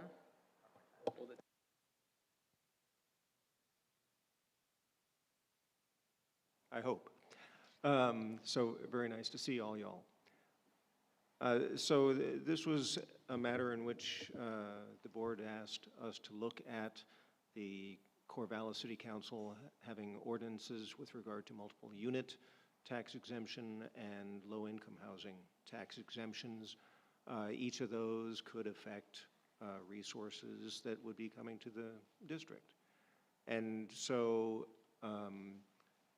in those, under the multiple unit property tax exemption, MUPT, that has a longer timeline of 135 days, so there's plenty of time for the city to coordinate, do their research, deal with consultants, and then seek to have concurrence from the district on what your position may be as a board with regard to a multiple unit or multi-unit property tax exemption. It's a little bit different now with the low-income rental housing property tax exemption because in that they have a much shorter timeline in which they need to make a final decision on an application within 30 days. And depending on when they get the application, how they process that, it could be an extremely short timeline with a lot of pressure coming to the district to get the district's position, particularly since the threshold for approvals is seeking to make sure there's 51% approval of the taxing districts, and the school district would be a logical first stop because between the city and the district, that would get them to 51%. And so in order to try to alleviate pressures from that 30-day timeline on staff and such, the question is whether what level of authority the superintendent would have in expressing concurrence or any concerns to the city with regard to a proposed application for low-income rental tax exemption. In the memo that we provided to you, when we contacted the city, it was determined that they're still early in the process. They're not quite sure on how this is going to unfold and move forward. And so if the district needs to be nimble, then it may be beneficial to have certain metrics rather than saying it's delegating authority fully to the superintendent, because it's really a matter of the board of directors deciding how best to address a potential application. And rather than putting intense pressure on the board for potential of the city requesting emergency meetings or such, some hybrid is suggested wherein it may be that the board, if they are inclined towards property tax exemptions, to have certain metrics such as, and it's merely as an example, that if the result of a property tax exemption is going to be neutral, financially neutral to the district, or actually in some fashion be beneficial to the district, bringing in a lot of students, then perhaps there's a basis for delegation to the superintendent based upon metrics. to express concurrence of the board. But if there's a negative impact potentially to the district, that it would be expected that the superintendent would then bring that before the board and address the timelines, however the process works out with the city of Corvallis.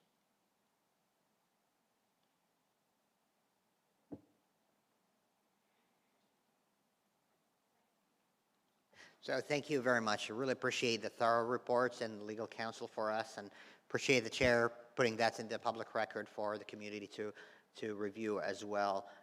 It provides a really good basis for us to understand the board's authority, and also I believe you recommend the superintendent's recommendation of empowering the superintendent to make financially neutral or positive decisions for tax exemption is a good decision for the board to make, especially with challenges in terms of housing for families with children.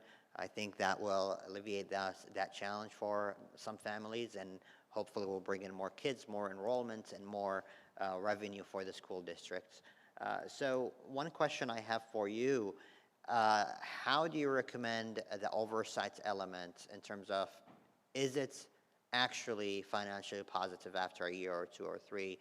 The superintendent will explore that with the city, and with the applicants, they will say, we're going to ensure it's low income and you're going to get more enrollment. What's the best metric for, or best way for the board to exercise that oversight in terms of reviewing those results?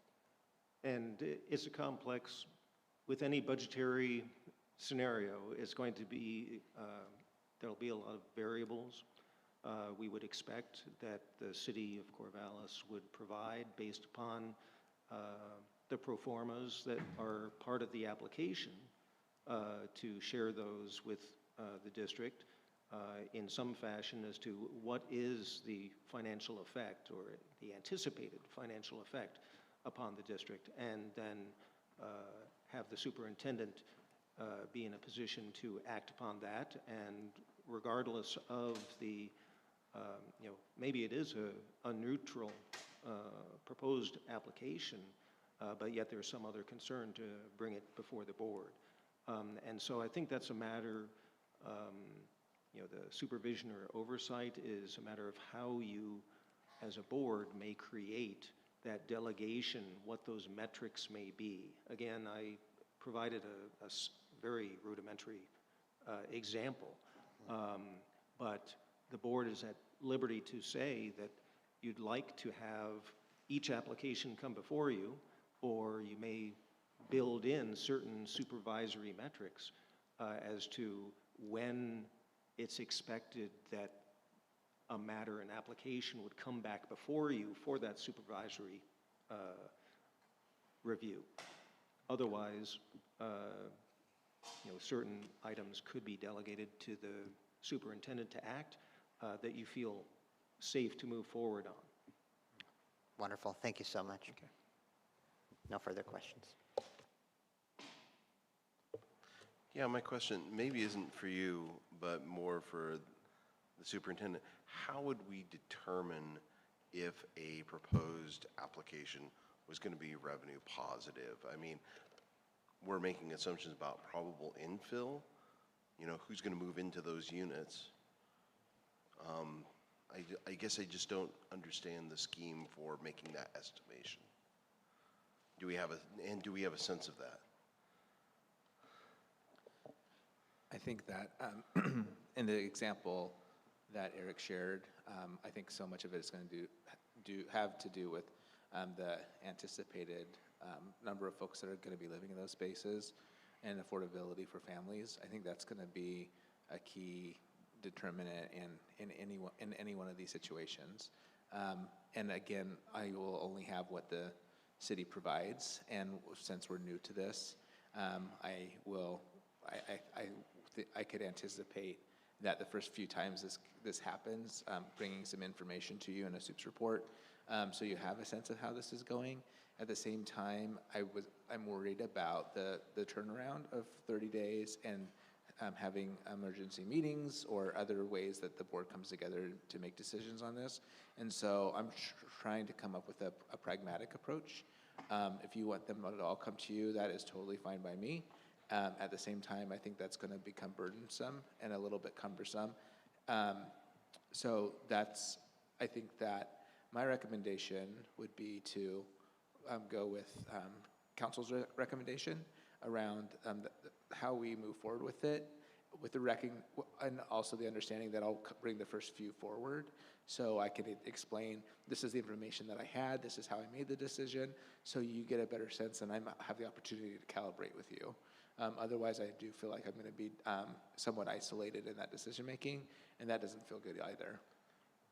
Yeah, don't mistake my question for resistance. It's just, I'm just trying to understand. No, I'm very bullish about this idea. I'm really excited about the program and what the implications for the school district. So and what you're proposing, you know, going ahead and having the board delegate to the superintendent on these revenue neutral or revenue positive estimated projects, and then having a report back to the board seems completely reasonable to me.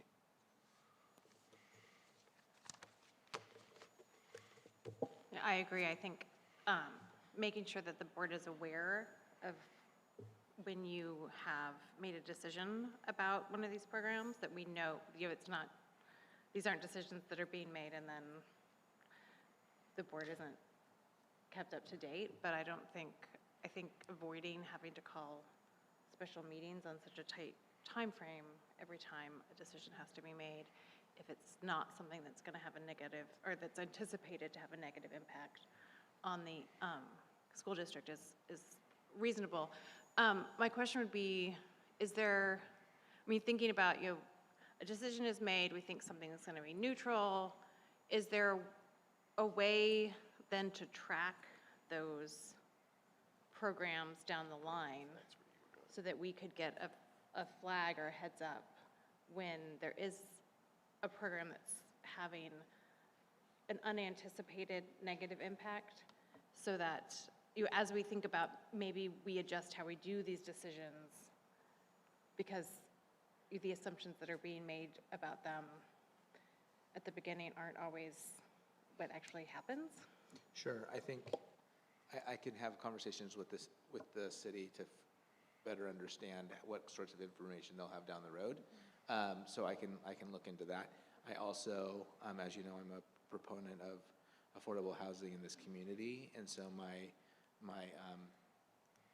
perspective is that there's value beyond the financial in these decisions, and we are talking only about the financial. But I just want you to know that I know you as a board also feel that way and have strong support for affordable housing in our community. So I just, that's just one other way that we're calibrating, not the financial piece, but the value we place on having families be able to afford to be in this community. Right, and I think it's more my thinking of just as board members who are overseeing how budgets are adopted and where our money goes, that we should just be aware that we are placing value on housing that would bring in families, and we should be aware if there's a financial impact. I use that to just kind of give my perspective, and I hear what you're asking from me. Yeah, I would just suggest shifting the burden of evaluation of the program back onto the city. I mean, it's really the city's program, and I would think that neighborhood housing services would want to monitor the performance of the program, and then so it turns out that the school district is going to be one of the chief stakeholders and part of their partners in this scheme or this project, that they would want to make the case to keep us on board. So I think that Mark and Brigida would probably be happy to do that. Yeah. Or Paul and Brigida. Yeah, and exactly, I want to echo that direction if we could, and I'm really in favor of the motion as presented, and to have you have the negotiation power of saying, whether it's the applicants or the city committing to provide those reports for us, assessing previous applications, how financially positive they are, and how other metrics that they might present to us to make the case that the program is working well. and also that it is justifiable for you in future applications that you would approve them under the assumption that they're continuing the same trend of previous applications. And when they cannot provide those results down the line, then your hands are tied. You're gonna bring it back to us. We're gonna ask hard questions. And in my perspective personally, if it is negatively, financially negative, and we can't see it encouraging affordable housing for families with children in schools, we'll have a hard look at it. Still not a hard no, because affordable housing is important for the whole community, but that's the line of thinking that should encourage even the applicants who might apply again, or in terms of out of responsibility to pay it forward, is to provide those reports at least once a year or biannual or whatever it is that you believe is applicable. And I will trust that you will ask for those reports with working collaboratively with the city and possibly the applicants in a way that's satisfactory for you to make that determination. In the past, they were financially positive or neutral, and it's helping our families, so we are going to continue approving those who are developed in a similar manner. Does that make sense, and do you find it agreeable too? Awesome, thank you. And the board, maybe asking Yes. for cards. Thanks. So with that, would the chair entertain a motion? Madam Chair, I move to delegate the authority to the superintendent to approve the low-income rental housing property tax exemption, LIRPTE, applications as long as there is projected financial gain or net financial neutrality for the district. Madam Chair, I second the motion. It has been moved by Director Al-Abdraba and seconded by Director Adams that we grant authority to the superintendent to approve LIRPTE applications as long as there is a projected financial gain or net financial neutrality for the district. Is there any further discussion? Yep. I just wanted to say I'm looking forward to seeing what comes of this. Yeah. And thank you for coming up with this idea. Okay, Director Al-Abdraba. I vote aye. Director Adams? Aye. Director Jones? Aye. Director Tomany? Aye. Director Whitebear? Aye. I vote aye. That has passed unanimously. Great Okay. report. Thank you. Yeah, thank you. Thank you. The next item on the agenda is review of policy DA, fiscal policies. Since we're going to talk about money and policies, can we ask for 5 minutes? 5-minute break? Break. Sure. Thank you. So the board will be in recess for 5 minutes.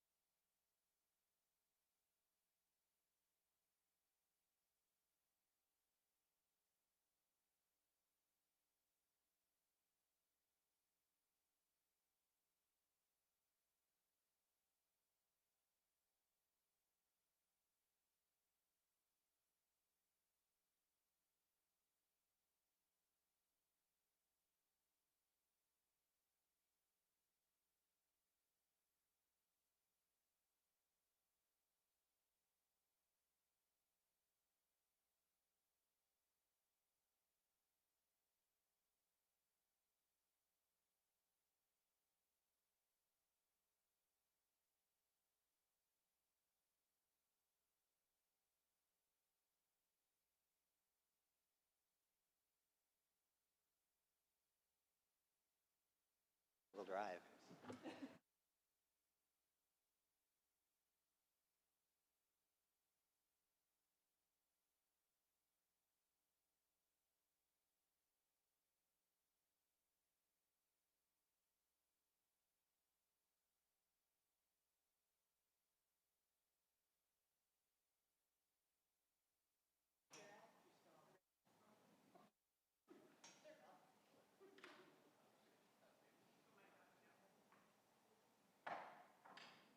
Okay, we are back in session. The next item on the agenda is a review of policy DA, our fiscal policy. So I think Olivia Myers-Bush is presenting. No? She's just available. I was just pulling up the, Oh, okay. going back into the agenda. My computer shut down during the break. So the purpose of this conversation is based on requests I've had from board members to talk about policy DA.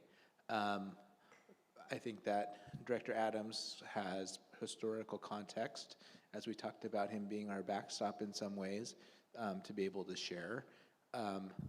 Olivia and I are happy to talk about the mechanics of the policy related to reserves, if that's helpful to the board. But more than anything, it was an opportunity for the board to have discussion, because there's been questions that have come up from community, from staff related to this policy and these reserves. And so it was important that we had the opportunity to have a discussion. So with that, I'm going to turn it over to all of you, and both Olivia and I are here to support questions that arise. Yeah, and I did request that we bring this back up. There's been a discussion about use of reserves to bridge some of the shortfall that the district is facing.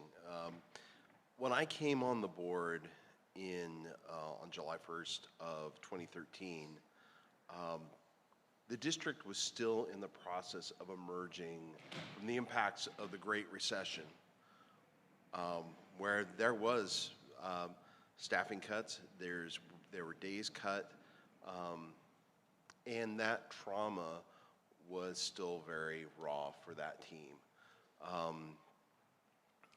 The first years that I was on the board, a lot of our fiscal discussions were around refilling our reserves, and it was not easy to do, because we had our normal operation that we had to do. We had children to serve, but then we had this additional expense, and we had to build a plan for rebuilding reserves.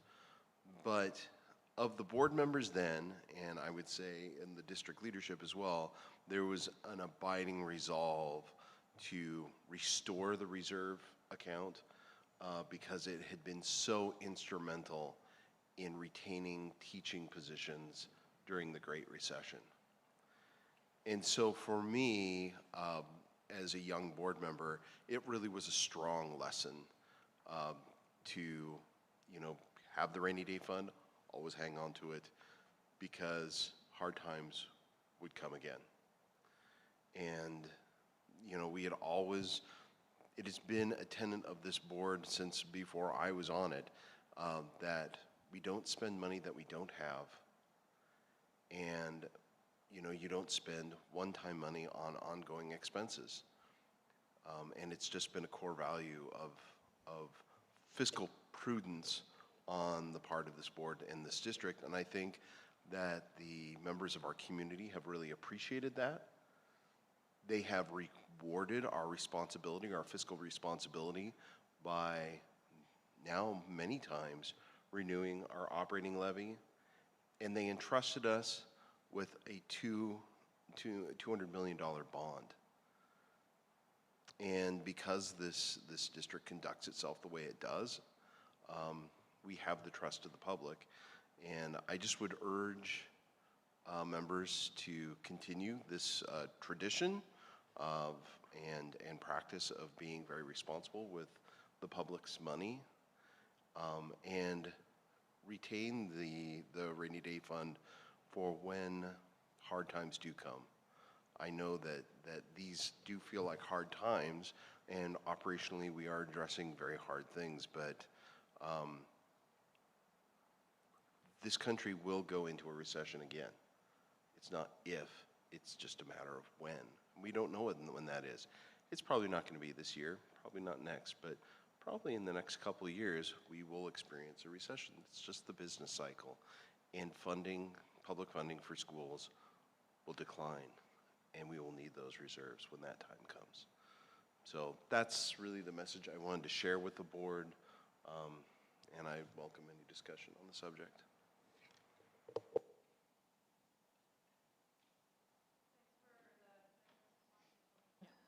Is it on now? Okay, now it's on. I hear myself now. Thanks, Vince, for that. I asked for this policy to come up too because I think it's really important for us to look at it again and also for the community to have a better understanding of it right now as conversations are going on, and especially the part where it has like the uses and replenishments part, like the intended uses of the reserves, I think is important for folk to know about and see how it operates, and know that there's different levels, because there's like, it's not all in one specific reserve either. And so I appreciate us being able to bring this out for the community to take a closer look at as well. And looking at the use area of where we would do that, I'm thinking about what you're saying about in the future too, of the state we're in with the economy. It's really rough, and that's part of why we're in the situation we are with our state budget too. So yeah, I just wanted to mention that for right now too. When I think that the idea that we don't use one-time money to pay for ongoing costs is really key, and we're seeing the effect of making that choice right now, because we got one-time money to recover from the pandemic, and we chose to invest that in supports of students. And I totally believe it was the right choice, but we did it knowing that those funds would run out. And we're seeing now, with the impact of the loss of the loss of the ESSER funds, the fact that the world seems to think that the pandemic is over, and any of us who pay attention to education know that the effects of the pandemic are not over. But yet the funding to support us through a pandemic is gone. And if we choose to use these reserves at times to fill budget holes for ongoing cost, we will run into the same problem and the same issues that we're facing now is running out of the ESSER funds. And so if you want an example of what effect that will have, look at what's happening right now with the end of one-time money that I think we used responsibly, because we used it to impact the recovery of students, but unfortunately it's gone. So I want to build an argument, but maybe I need help from Olivia and Ryan on the spot. I'm sorry. How much do we have of reserves this year, approximately, if I may ask?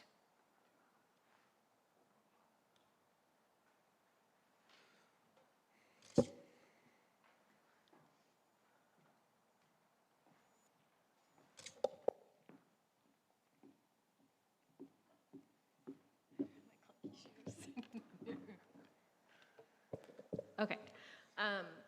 Per the financial statements that are part of your agenda tonight, you'll see that our projected ending fund balance for this current fiscal year is about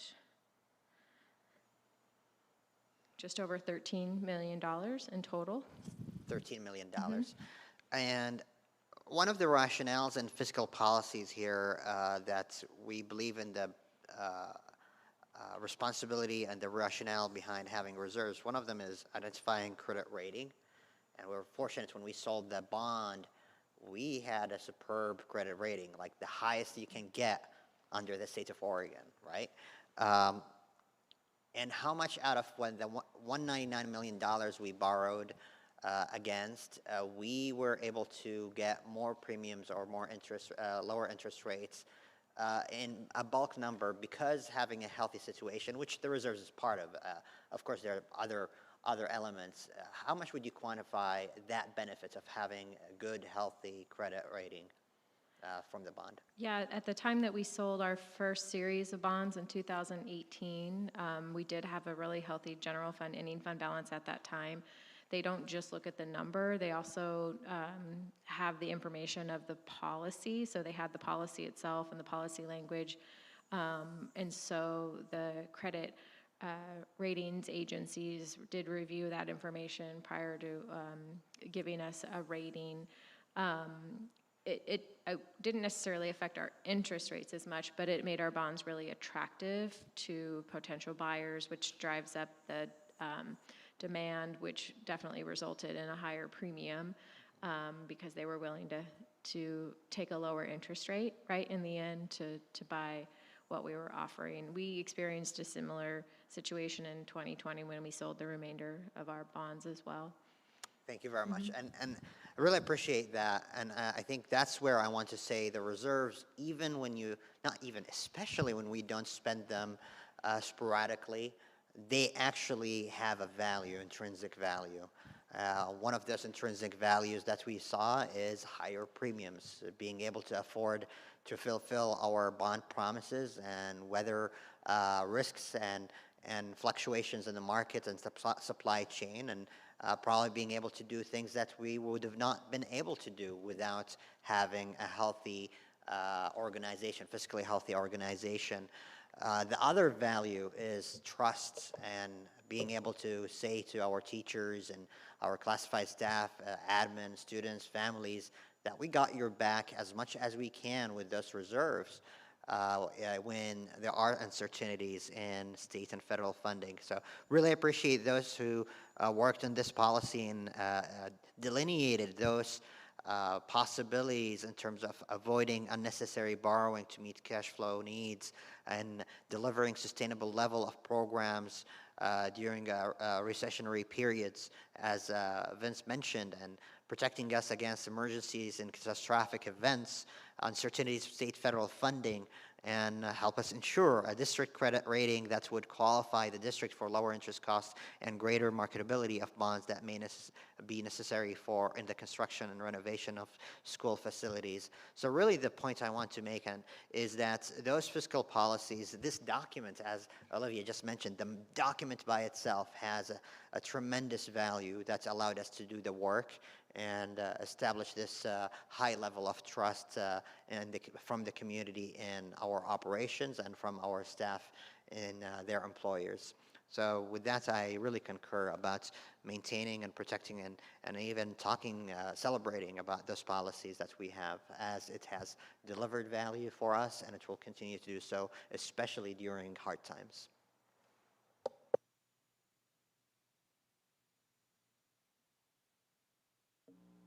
Sure, I have just a list of questions just related to some of the mechanisms of the reserves, as well as, I think for my own clarification, as well as for a community who might be listening in.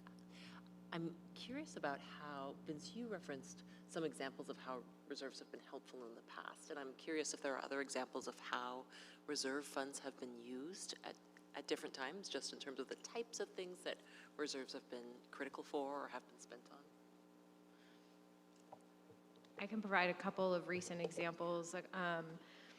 There's been times when the legislature will allocate our state school funding in an equal split between the two fiscal years. And then when that happens, we generally create like a targeted set aside that recognizes, it holds back some of the funds we get in year one so that we can use those in year two. So that's kind of an example of how we've used a targeted reserve in the past. And then my previous experience, I've used reserves, in situations where you have a boiler failure at a school and you need to replace that. You often tap into your operating contingency to fund that type of cost.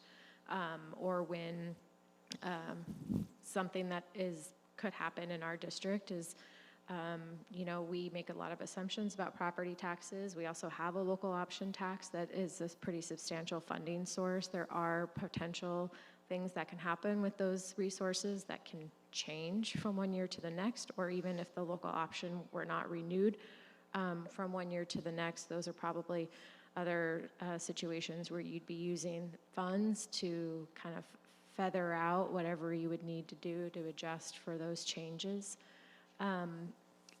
Districts are using reserves in various different ways just for things that just are not anticipated at the time that you put your budget together, and sometimes there's things that you can't avoid, especially when it comes to facilities. We've been pretty lucky that we're in the huge, you know, capital construction campaign, but if we weren't, we would struggle to have enough funding to probably address a lot of the preventative maintenance issues that we would have needed to address.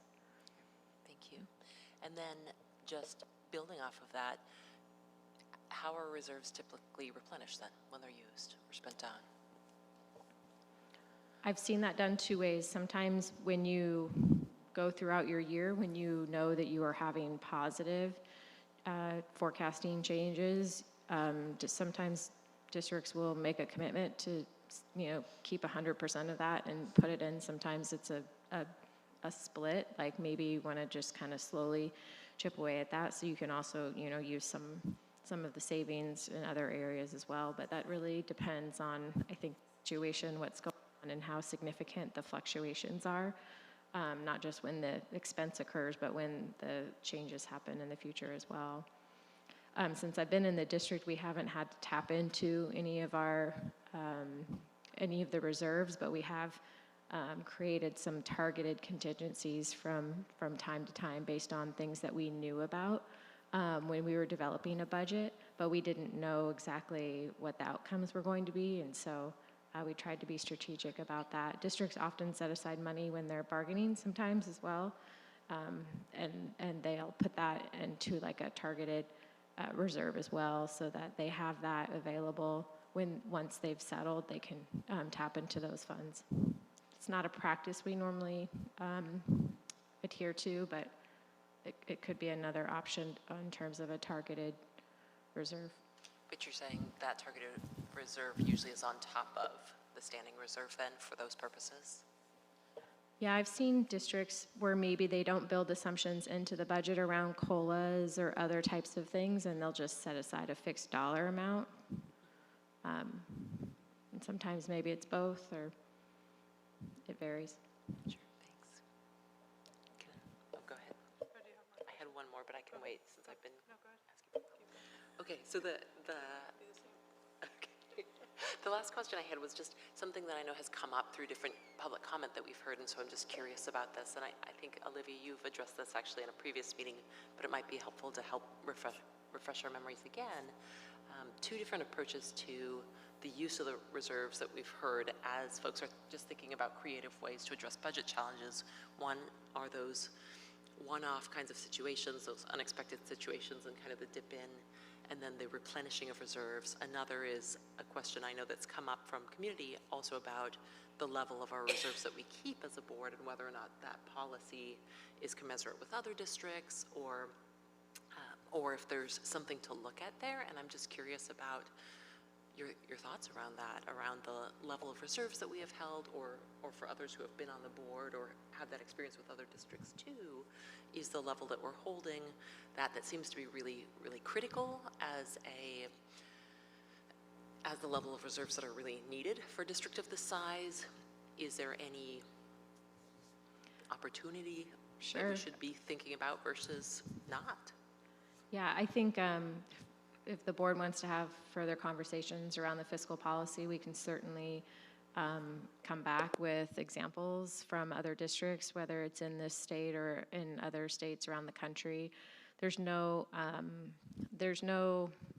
stipulation about what that should look like. The Government Finance Officers Association is often what people will reference when they're talking about best practices and government ending fund balance policies. And generally the rule, I mean, this is a rule, and they will say that the more volatile your revenues are, the more conservative you should be around how much you're keeping set aside. But in general, they will say you should have 2 months' worth of revenues or expenses as the amount that you're holding back in ending fund balance. Our revenues and our general fund operating revenues and expenditures they're not always exactly the same, but they're intended to be pretty close. And so if you think about our budget for next year, our operating revenues and expenditures are about $90 million. And so, if you think about what 2 months of operating expenses look like, I mean, it's pretty similar to what the amount that we're holding on to right now is.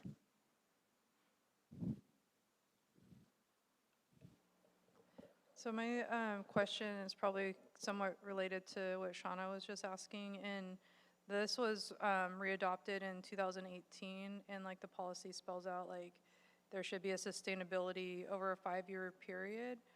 And my question is, are we at that point with our reserves?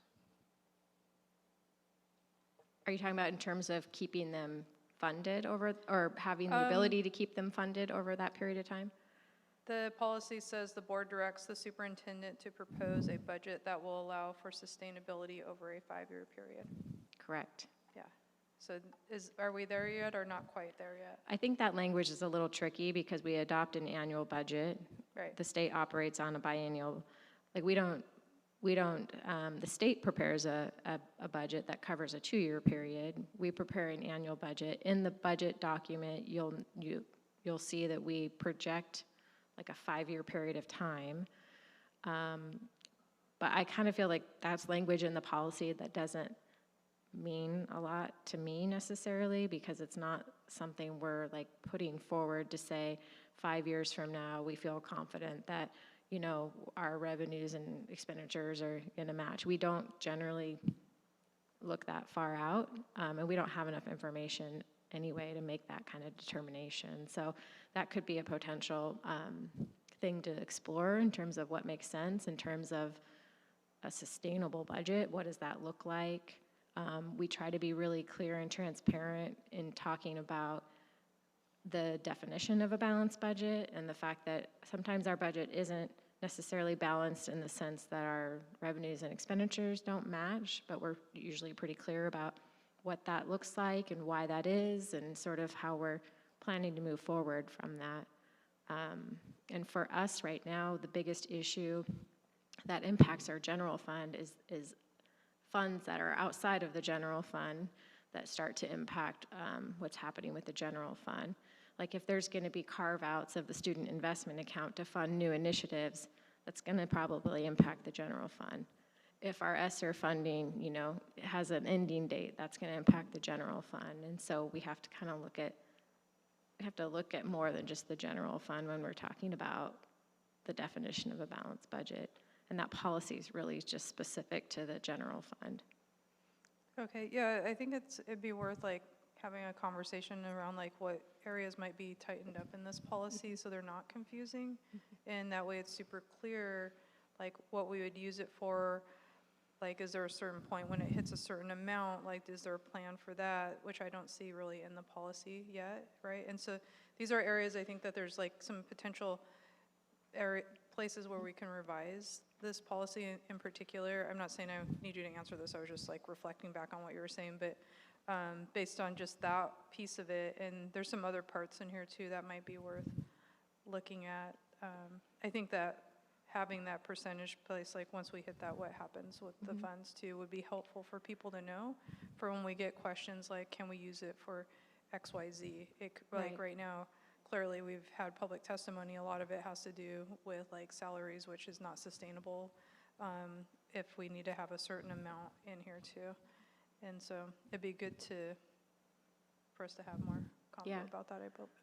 I was looking at Melissa with that one. Yeah, I'd be more than happy to, I'm sure like OSBA would be helpful to provide us with policies from other districts that they work with, but I think it would be worthwhile looking outside of the state as well, because the concept is universal, and it's not just maybe school districts, it could be cities and counties and other types of local governments. And I'm sure all of those policies are going to be different and unique based on like the function of each of those entities, and how their revenue streams work, and you know because it's different.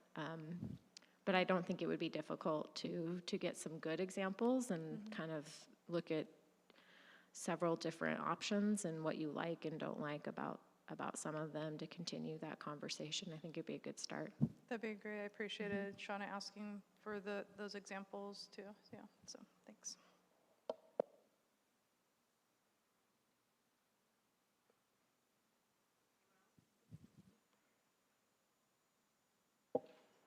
No, thank you. Yeah, I think even if we revise this policy, my view is that maintaining a strong policy around reserves is really important for the reasons that Sammy brought up, and for you, Olivia mentioned that the more volatile your revenue source is, the more important it is to have a strong system for maintaining reserves. And we are all very aware that the Oregon model for funding schools is quite volatile, and what we don't have a budget yet this year. So yeah, I think it's something that's important to our district, and if we talk about long-term sustainability of a district, having reserves is part of that picture. So. Yeah, and I suggested revising it that way it's clear, because I don't think it is right now, and that's, I think, and so that's where those suggestions were coming from. Yeah.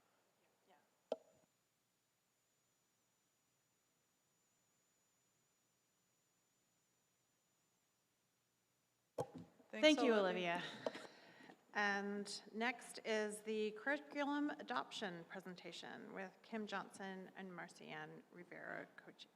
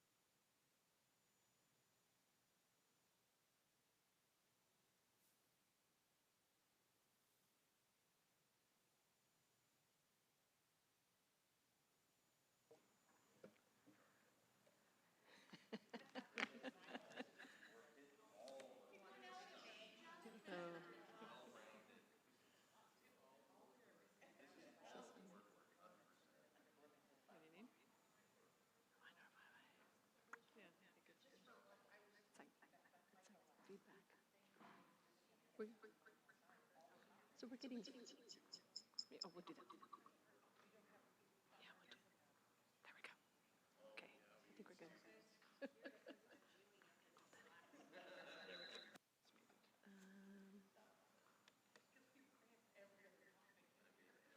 It's a black screen.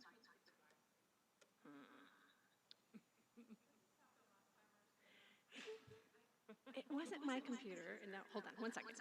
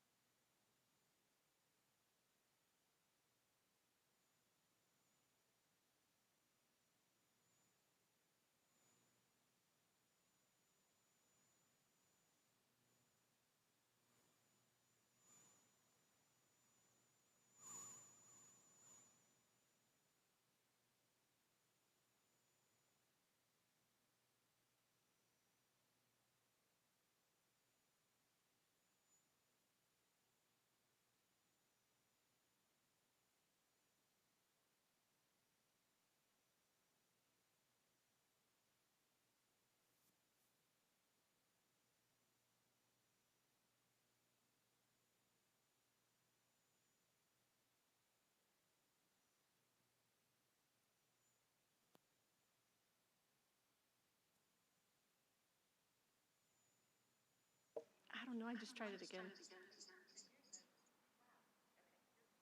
Okay. Oh my goodness. Okay.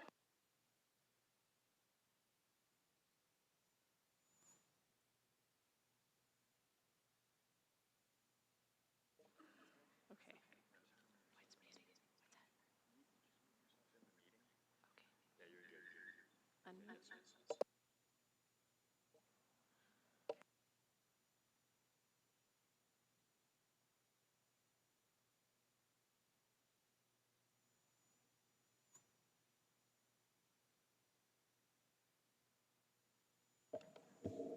Does this mic work? Is it because?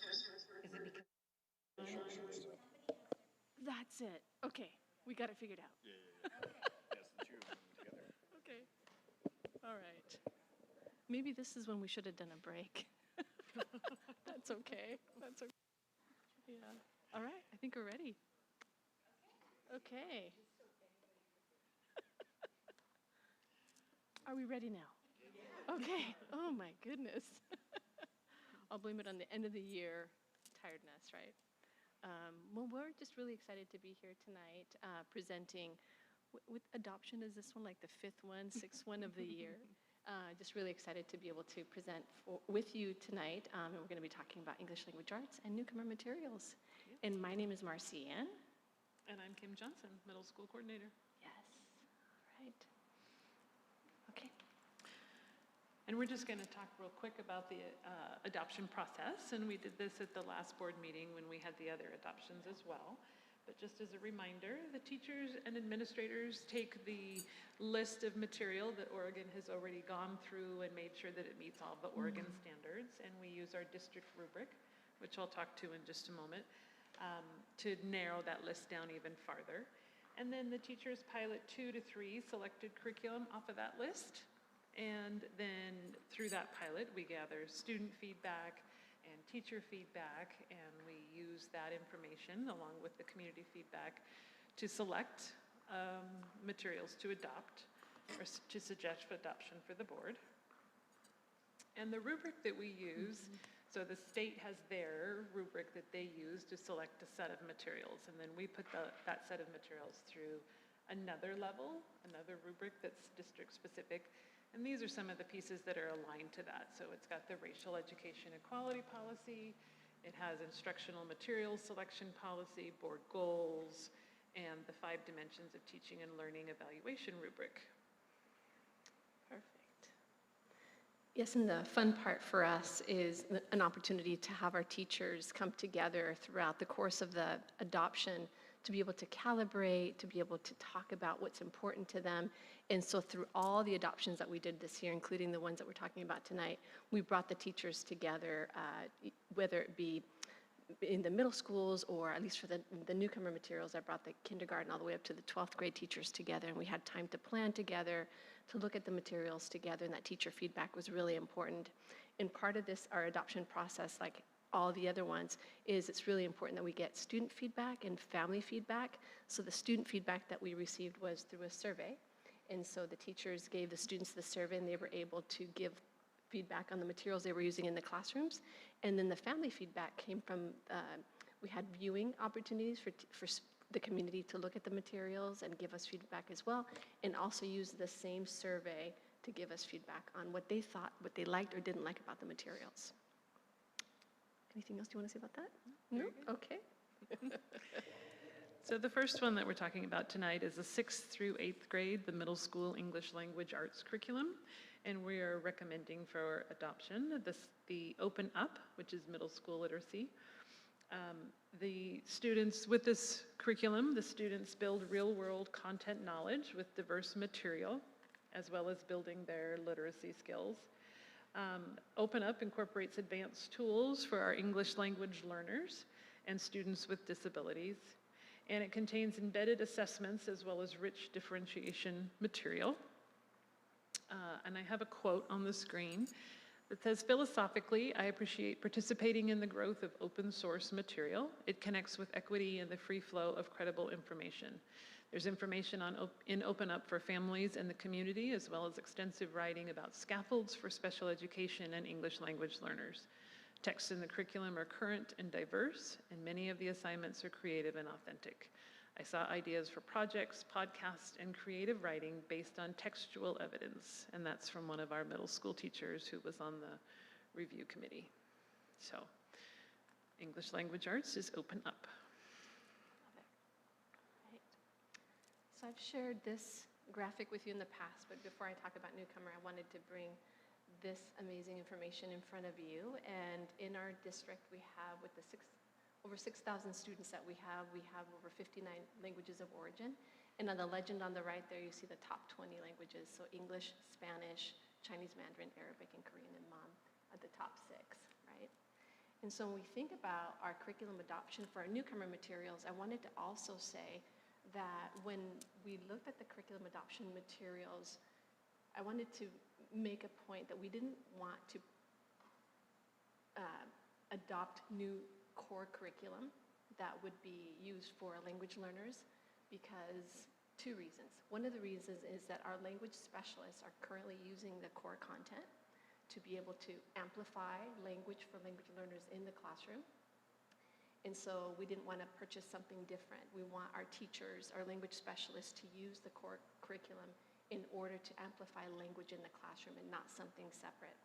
We have really tried in our district over the last several years to move away from a pull-out model of instruction to a push-in, more inclusionary model for English learners. So they're in the classroom with their peers, they have access to grade-level content, they have access to grade-level materials, and high interest and engaging instructional strategies that the teachers use.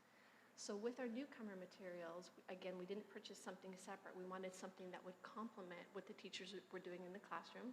And for the K-5, we looked at 3 different materials, and we ended up really liking Benchmark Hello.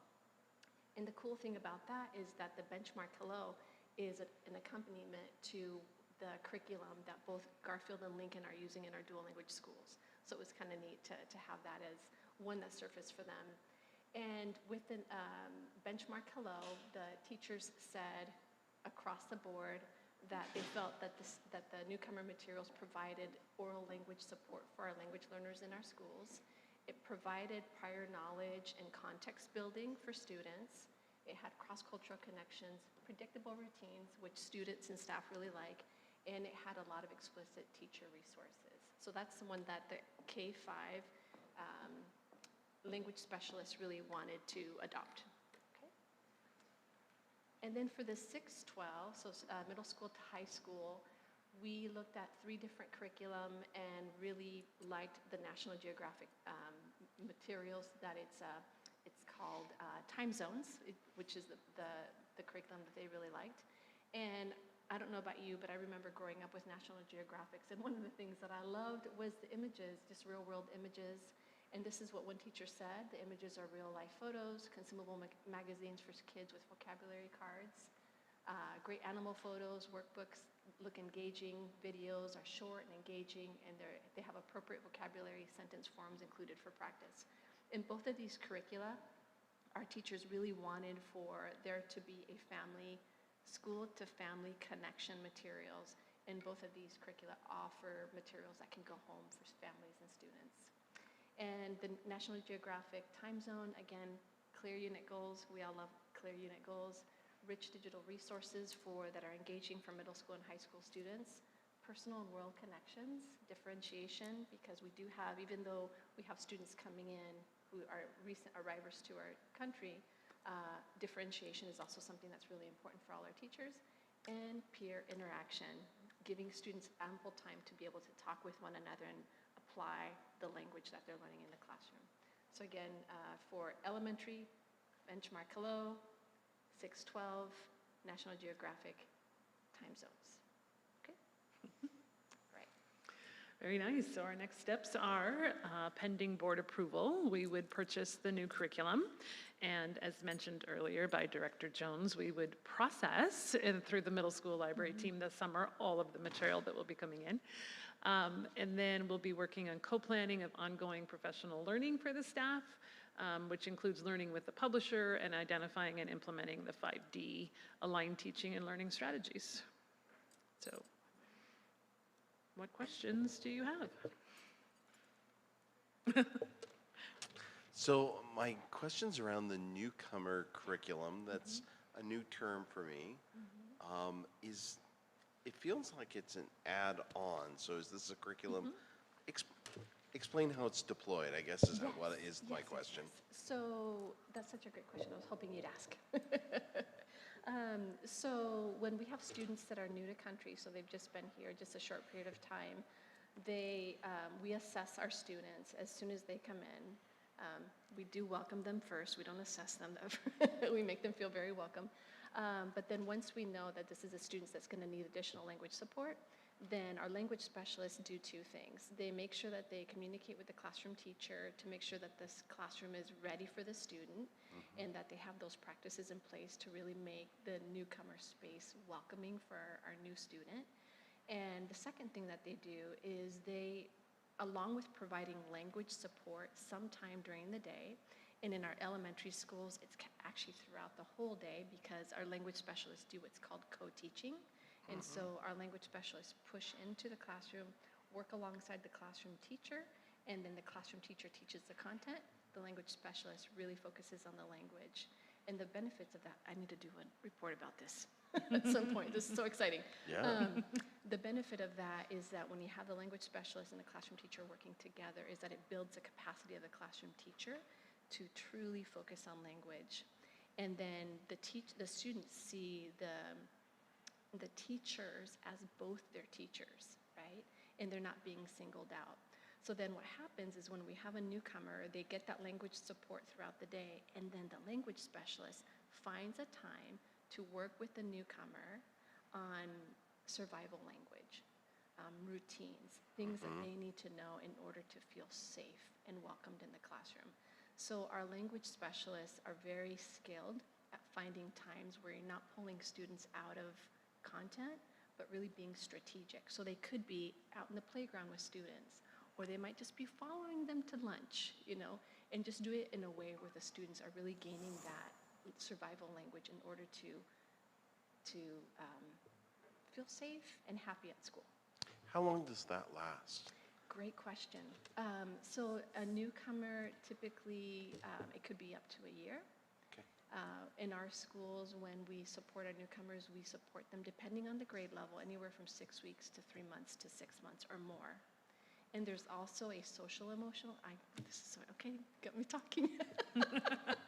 There's going. also a big social emotional aspect to our newcomers. So we make sure that we include our family liaisons, our bilingual family liaisons, our health navigators, our counselors know. We make sure that we connect with the families, because when we have a newcomer entering our schools, we're actually inviting the whole family. And so we just want to make sure that they get what they need in order to thrive in our schools. That sounds really awesome. And I think you're right. I think the last time the board heard anything about co-teaching was when we were discussing DLI, especially with new members coming on, and Yeah, it's a great topic and something we're really passionate about, as you can tell. Thank you for indulging me. You're welcome.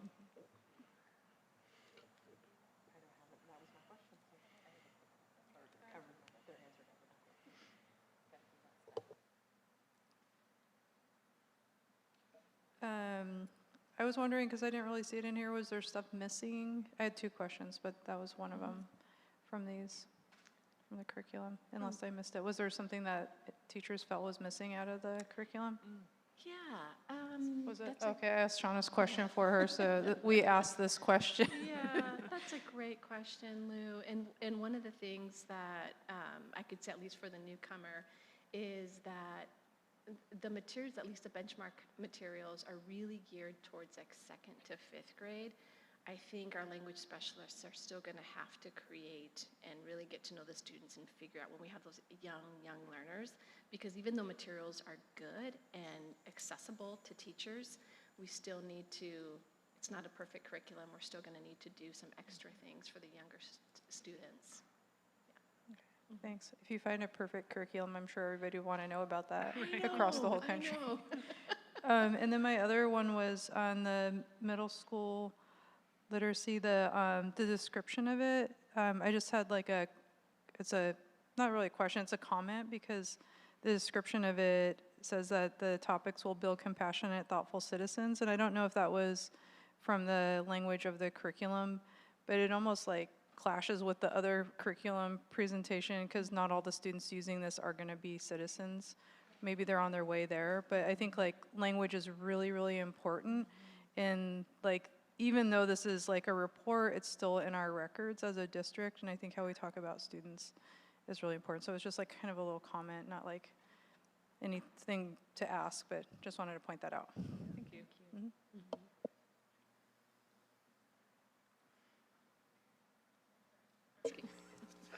So just related to the fact that there are no perfect curricula and there are gaps and shortcomings in any as wonderful as they are there any other anticipated resources, needs? I know you mentioned professional development support. Are there other supports that you think will be critical for these to be implemented really well and for educators to feel like they have what they need to do that? Yeah, just the professional development is a big piece in making sure that we have the time to get that training to the teachers before the school year starts, right? So that they can get up to speed on what they're teaching. This Open Up resource does come with recommended classroom libraries for the teachers, so it does add a whole bunch of books to the classrooms that are built around the topics that are within the curriculum itself by grade level. But that's part of the package that would be ordered, so. And something that we've talked about too, that, and this is, I really appreciate Kim, because when she was bringing the language arts teachers together, she also invited our language specialists, and that was so cool, because then we had, it wasn't like language arts teachers are doing their own thing and language specialists are doing their own thing. They were together looking at the materials. And one of the things, because of that experience, our language specialist said, wouldn't it be cool if with the curriculum that they purchased for ELA, if the language specialists could have accompanying texts that they can read alongside with their language learners to be, for them to be able to access, open up, right? Open up. Yep. And I thought that was really cool, because what that tells me is that our teachers are ready to collaborate. They're ready to work together, and they don't really want to see their classrooms as separate. They want it to be integrated. So that's something that we would like to do in the future, is to be able to collaborate more together and to have more materials in front of students. So we know we have students in middle school who aren't reading at the level we would like them to be reading at. And you mentioned that there's differentiation opportunities in the curriculum. Are there also opportunities or tools to help those readers build their skills so that they can get to the point where they're reading at the level that we want them to be? Yeah, there are. Built within it, just there's strategies for ELL, and then there's also differentiated materials right within the lessons. And so when the teachers look at their resources online, they're already built into the lessons, so that they don't have to, it's not like it's scripted and they have to follow it to a T, but they're not having to recreate that on every lesson. They already have the differentiation there. So yes, that is built in to help the students gain the skills that they're missing or lacking.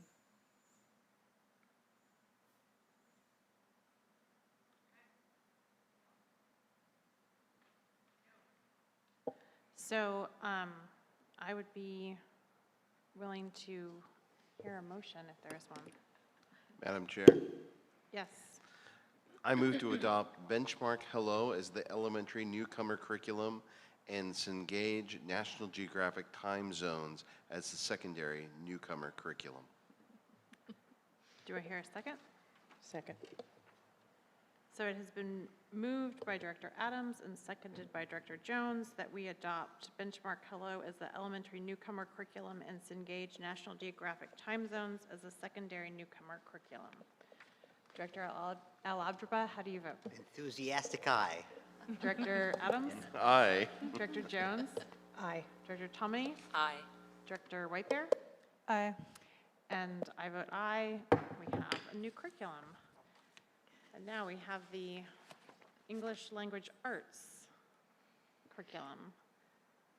We need another motion unless there's Madam Chair, Yes.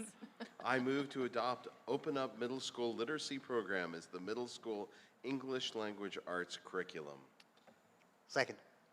It has been moved by Director Adams and seconded by Director Algebra that we adopt Open Up Middle School Literacy Program as the middle school English Language Arts curriculum. Is there any further discussion? Nope. Director Algebra? Aye. Director Adams? Aye. Director Jones? Aye. Director Tomini? Aye. Director Whitebear?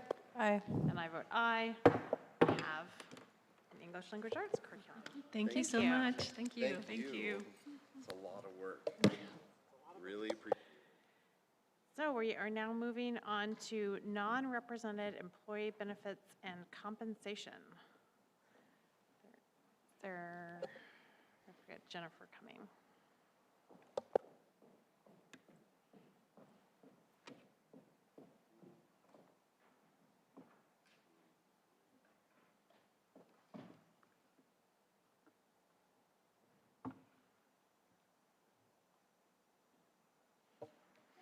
This is really, I think, more just an opportunity if you have any questions about what's been presented. No questions. Madam Chair? I move to approve changes to the non-represented employee salary and benefits agreement effective July 1st, 2023. Is there a second? I'll second it. It has been moved by Director Algebra and seconded by Director Whitebear that we approve the non-represented employee salary and benefits agreement for the 2023-24 school year. Madam Chair? Yes.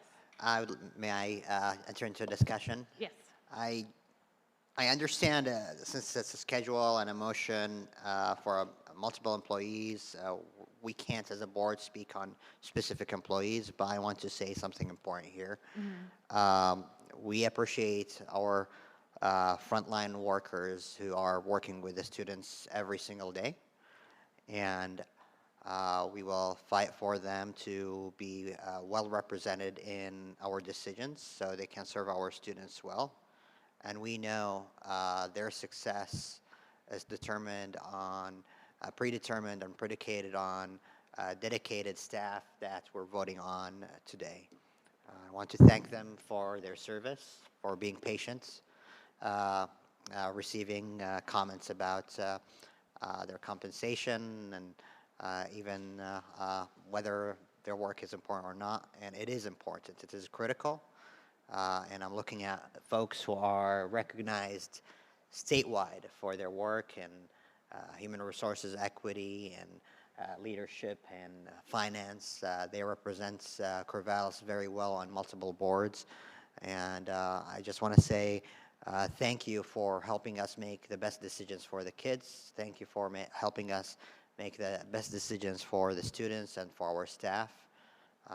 And with that, I understand the proposal is going to keep us competitive with other districts who might be pursuing our non-representative staff, but at the same time, at the same level that we are pursuing, and I'm hoping we're pursuing with our teachers, classified staff.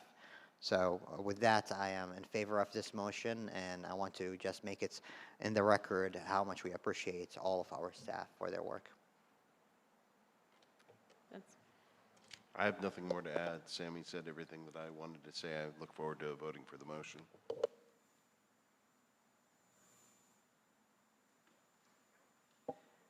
Director Algebra, how do you vote? Aye. Director Adams? Aye. Director Jones?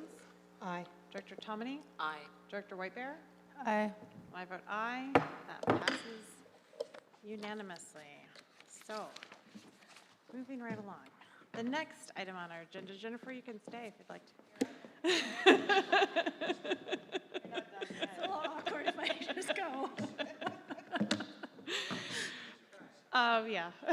The next item on our agenda is the Employment Contract Addendum, Finance and Operations Director and Human Resources Director, Employment Contract Assistant Superintendent.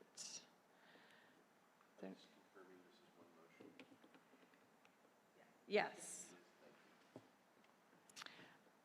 Any Questions or discussion? We hear a motion? Madam Chair, Yes. I move to approve the attached employment contract and addendums as submitted. Second. It has been moved by Director Adams and seconded by Director Jones, sorry, that we approve the attached employment contract and addendums as submitted. Any further discussion? No. Director Al-Abdraba, how do you vote? Aye. Director Adams? Aye. Director Jones, I'm getting, Aye. Director Tomini? Aye. Director Whitebear? Aye. And I vote aye, so that passes. And next, we get to keep Jennifer again for the superintendent's employment contract. So any discussion here? Questions? No. Is there a motion? Madam Chair, Yes. I move to approve the superintendent contract as submitted. Sorry, stumbled on my words. I can state it again if you'd like. Nope, we got it. Is there a second? Second. It's been moved by Director Adams and seconded by Director Al-Abdraba that we approve the contract as submitted. Any further discussion? Yes, since we're allowed to speak about the superintendent as our only employee, I just want to say the same words. Thank you, Ryan, for your service, continued service, and representing Corvallis very well as the lead educator in the city. And I really look forward to vote yes for this, so we can keep you leading the good work. We had your evaluation recently, and it was really phenomenal to see how hard you work. And I know I'm giving you all the credit, but the credit goes also to your team. So I am really excited to continue working with you. Yeah, ditto what he said, but also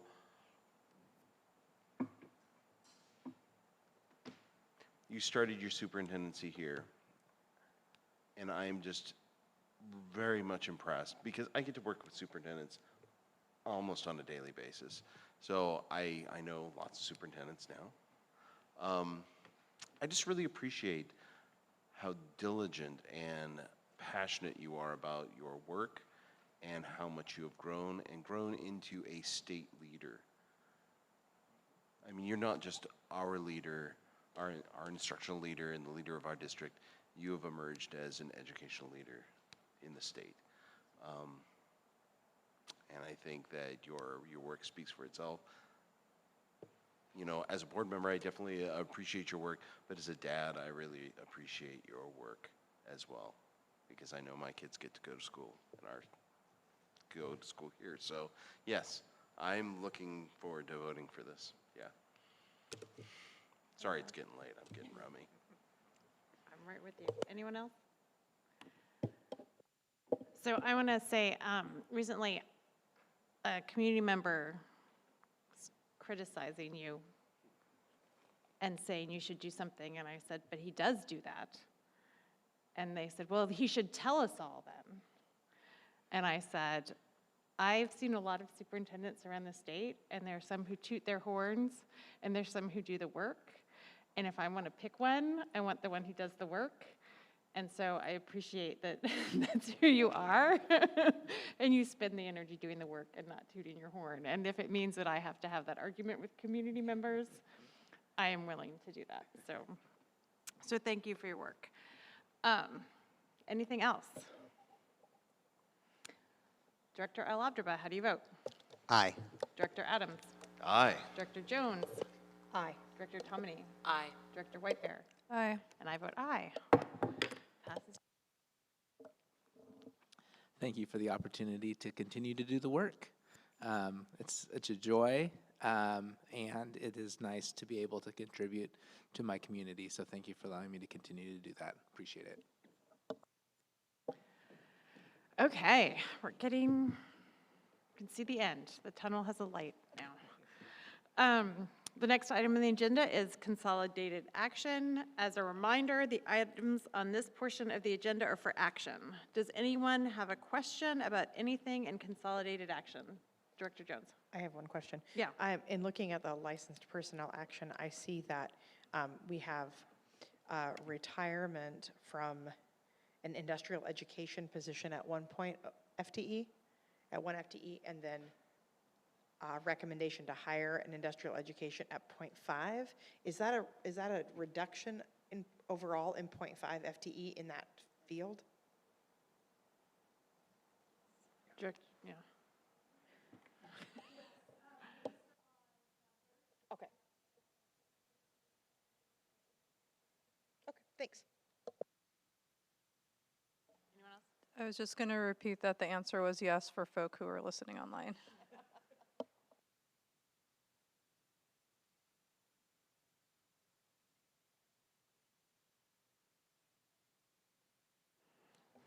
I move to approve consolidated action as presented. Is there a second? Oh, I'll second it. It has been moved by Director Alaudraba and seconded by Director Adams that we adopt the items in consolidated action as submitted. Is there any final discussion? No. Director Alaudraba, how do you vote? Aye. Director Adams? Aye. Director Jones? Aye. Director Tomini? Aye. Director Whitebear? Aye. And I vote aye. So, next is consolidated information. As a reminder, the items under this portion of the agenda are for discussion. Would anyone like to discuss an item in consolidated information? No. Okay, then we will move on to the election of officers for the 23-24 school year. We do not need a motion, just names of the people you would like to nominate for the position of board chair for fiscal year 2023-24. Does anyone wish to make a nomination? Madam Chair, I would like to make a nomination. Yes. I would like to nominate Dr. LaHoy Whitebear for board chair. Are you willing to accept that nomination? Yep. Are there any other nominations? No. So, Director Alaudraba, how do you vote? I vote aye. Director Adams? Aye. Director Jones? Aye. Director Tomini? Aye. Director Whitebear? Awkward voting for myself, but aye. Didn't you vote for yourself when you ran? Not in front of all of these people that are watching us right now. And I vote aye. So we have a new chair for our school board for the 2023-24 school year, and your position will be effective on July 1st, 2023. Yeah. I just want to say thank you all for your trust in me being chair next year, and I wanted to thank Sarah for your leadership as chair as well. I've learned a lot from you and appreciate you being part of the leadership, so thank you. Okay, moving along. We have two co-vice chairs. So for the first position, do we hear any nominations for co-vice chair number one?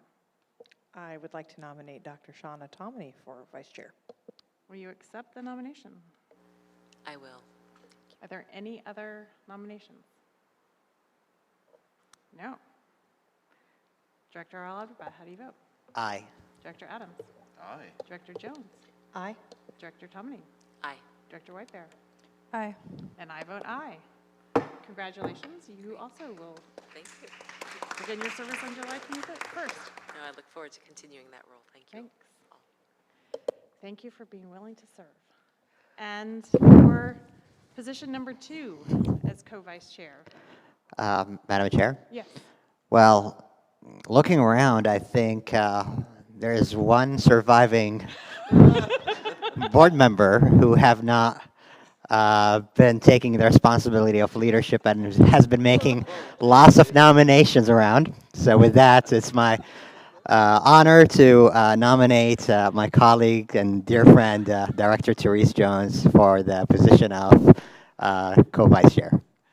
Will you accept the nomination? Yes, I will accept the nomination. Director Aladraba, how do you vote? Absolutely aye. Director Adams? Oh, that's a big eye, too. Director Jones? I'm inclined to abstain, but I guess I'll vote aye. Director Tomini? Aye. Director White Bear?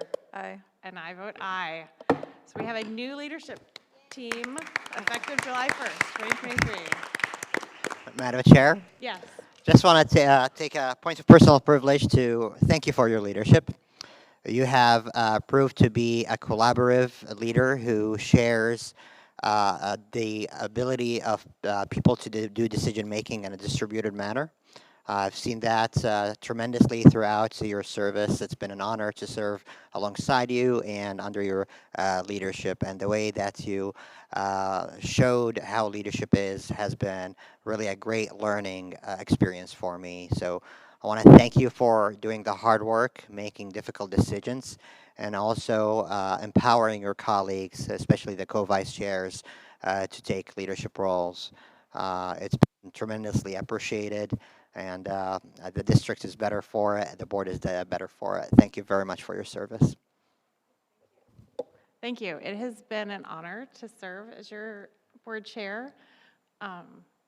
When I took over as board chair, after learning from Sammy and as his vice chair, one of my goals was to not be irreplaceable. So allowing a collaborative leadership model was an important part of that.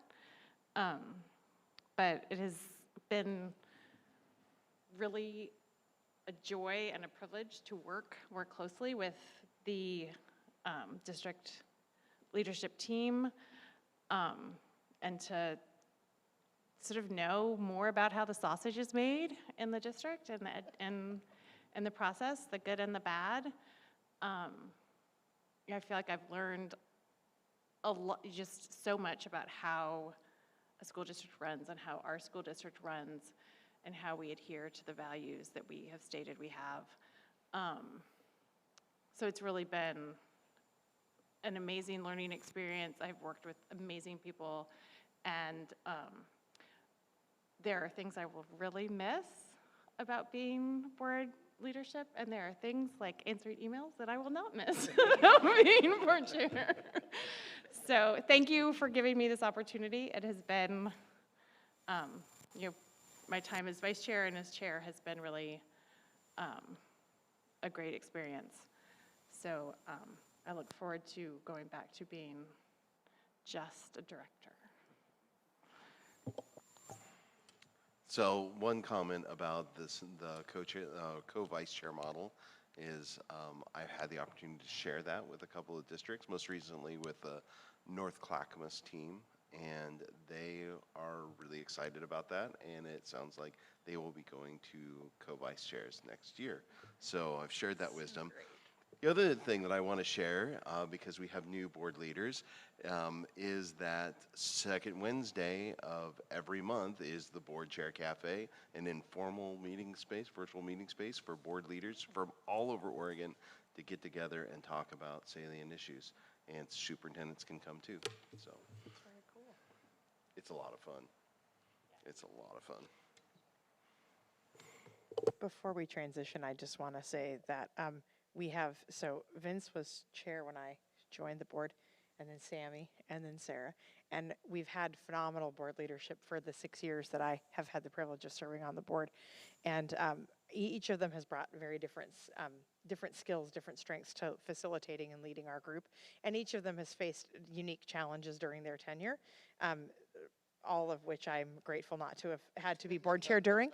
And so, but I want to just say, as Sarah is exiting in this role, that you have been an extremely approachable chair, and I have appreciated all of the questions I've sent, oftentimes with not very much notice. I need an answer because someone's asking me and I have no idea. And I'm always amazed at how much you know, and how quickly you can find the information. And so it's greatly appreciated. It really does make the role of being a director and being accessible to the community it just makes it so much easier when when the leadership is organized. And that's been true for all of the board chairs that I have had the privilege of working with. Sarah happens to live in my neighborhood, and our children go to school together, so she probably got a few more of those questions. And she probably got them a little less formally presented than maybe some of the others. But it really has been a pleasure to have you as chair. And I don't know if if you don't sit in the seat, you probably wouldn't ever really be able to fully appreciate what that seat does. But there's a reason why I've been sitting in this seat for as long as I have and have not been in that seat. But I very much look forward to being able to support you as chair, and I know that you're going to be amazing. And Sarah, thank you so much for leaving us in such great shape and for your amazing and impeccable time management that I challenge anyone to rival.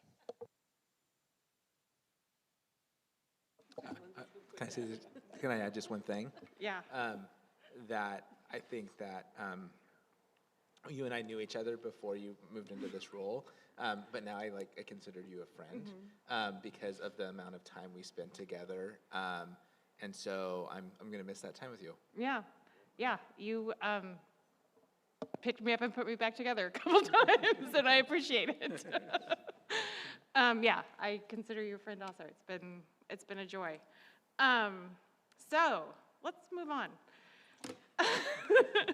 because right now we are way ahead of schedule, but stay that way. Board member comments. Does anybody have any comments? I won. I guess I could have done it in board member reports, but I had the opportunity to visit a class at Corvallis High School and meet with a small group of students I think it was a literature class, and they were learning about like policy writing and like taking an idea and forming it into a recommendation or a proposal. And I just want to say it was just so exciting to meet with this group of kids and to think about the topic they were looking at was sex education in our district and if it's relevant and inclusive. And they had really provocative questions. They had hard questions, which is, definitely that speaks volumes of the teacher and of the curriculum, the approach to learning that they're using in that classroom. It also speaks volumes to the people that are behind us that we can hand the torch off to. And I look ahead at like what is still missing in terms of inclusive curriculum on the subject of sex education. And, we just have there's so much collective wisdom among our kids about what they know that they need to know. And so my hope in the coming year is that we will engage that energy that I was able to tap into, that I was able to see from them on this topic, and really begin to look seriously at what not just what's missing, but who is not represented adequately. Because I'm realizing in my own identity categories, I'm not going to find those gaps. But these kids, they have a pulse on what's missing. And I hope that we will, in the coming year, deliberately seek their wisdom so that we can serve our entire district better. And something that one of them said that really stood out to me is that everybody will benefit when all of the kids can find themselves in the curriculum, because the whole idea of the approach of collectivism is that everyone does better when each person can do their best. And so thinking about this idea of that it diminishes the quality of our education for our cisgender students, for our heterosexual students, if they find themselves but their peers don't, their quality of education is diminished as well. And so I'm so grateful that the students thought to reach out and include the board. It was a privilege to get to be with them and to talk with them. And let's make a point in this coming year of really reaching out and inviting that group to bring some leadership to this topic.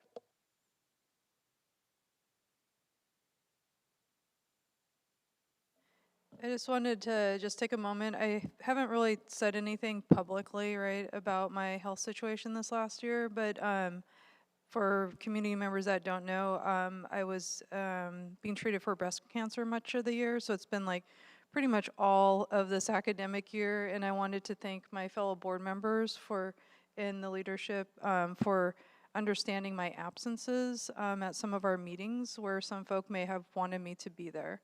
And so I appreciate you all's support through this past year and understanding in the community. Thank you for understanding some of my delayed emails as well, to return those to you as I was being treated. So I'm okay now, but I just wanted to share that appreciation publicly with the community and with the rest of the board and for the staff as well. So thank you.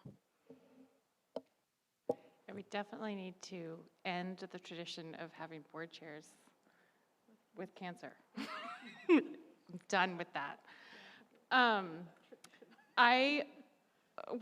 All talked about graduations, and this year was extra special for me because my son graduated.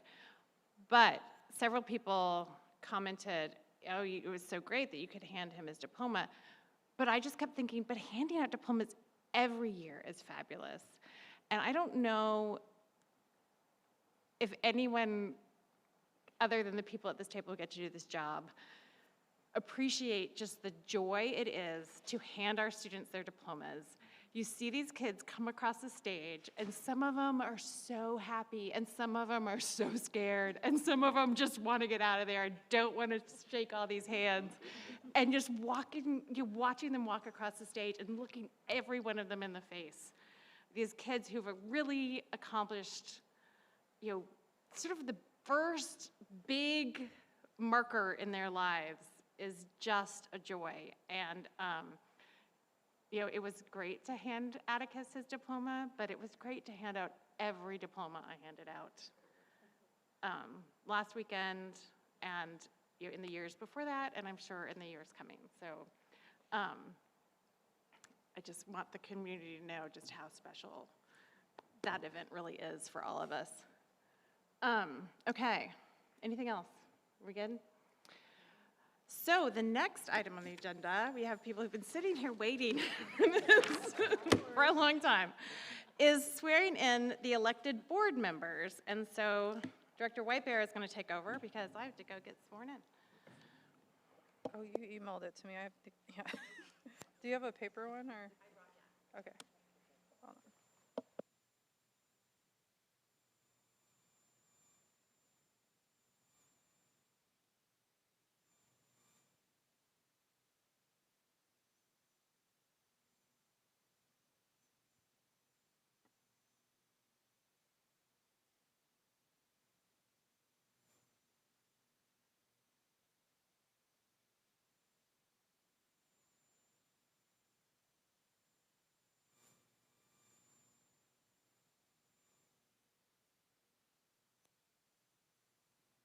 I think you're good.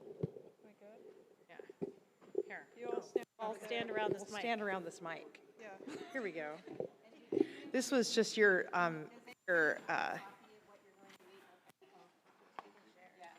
oh, yeah, sure.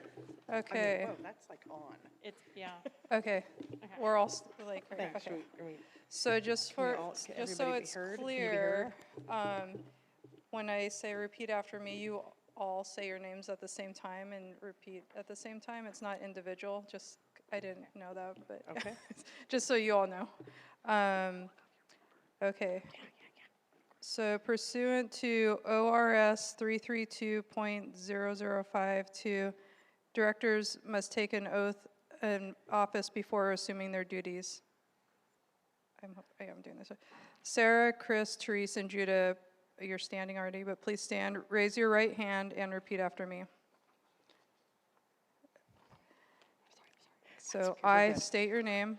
I, Therese Jones, Do solemnly swear or affirm do solemnly swear or affirm that I will support the Constitution of the United States, that I will support the Constitution of the United States, the Constitution of the State of Oregon, the Constitution of the State of Oregon, and the laws thereof, and the laws thereof, and the policies of the Corvallis School District. and the policies of the Corvallis School District.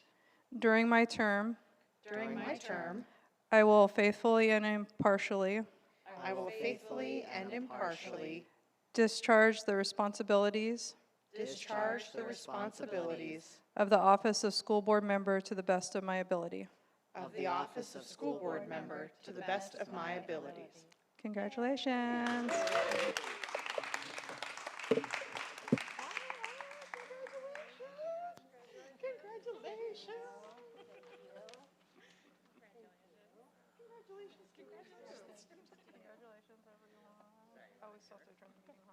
Yeah, we have to adjourn All the right, meeting. are we all done? We have to sign something, right? We have to, but we also have to adjourn the meeting. So the meeting of the Corvallis School Board is now adjourned. Okay, now it's This says official. 11:15 and that says 9:45. Wow. Oh my gosh, Sarah. You know- Only you could do it. Well,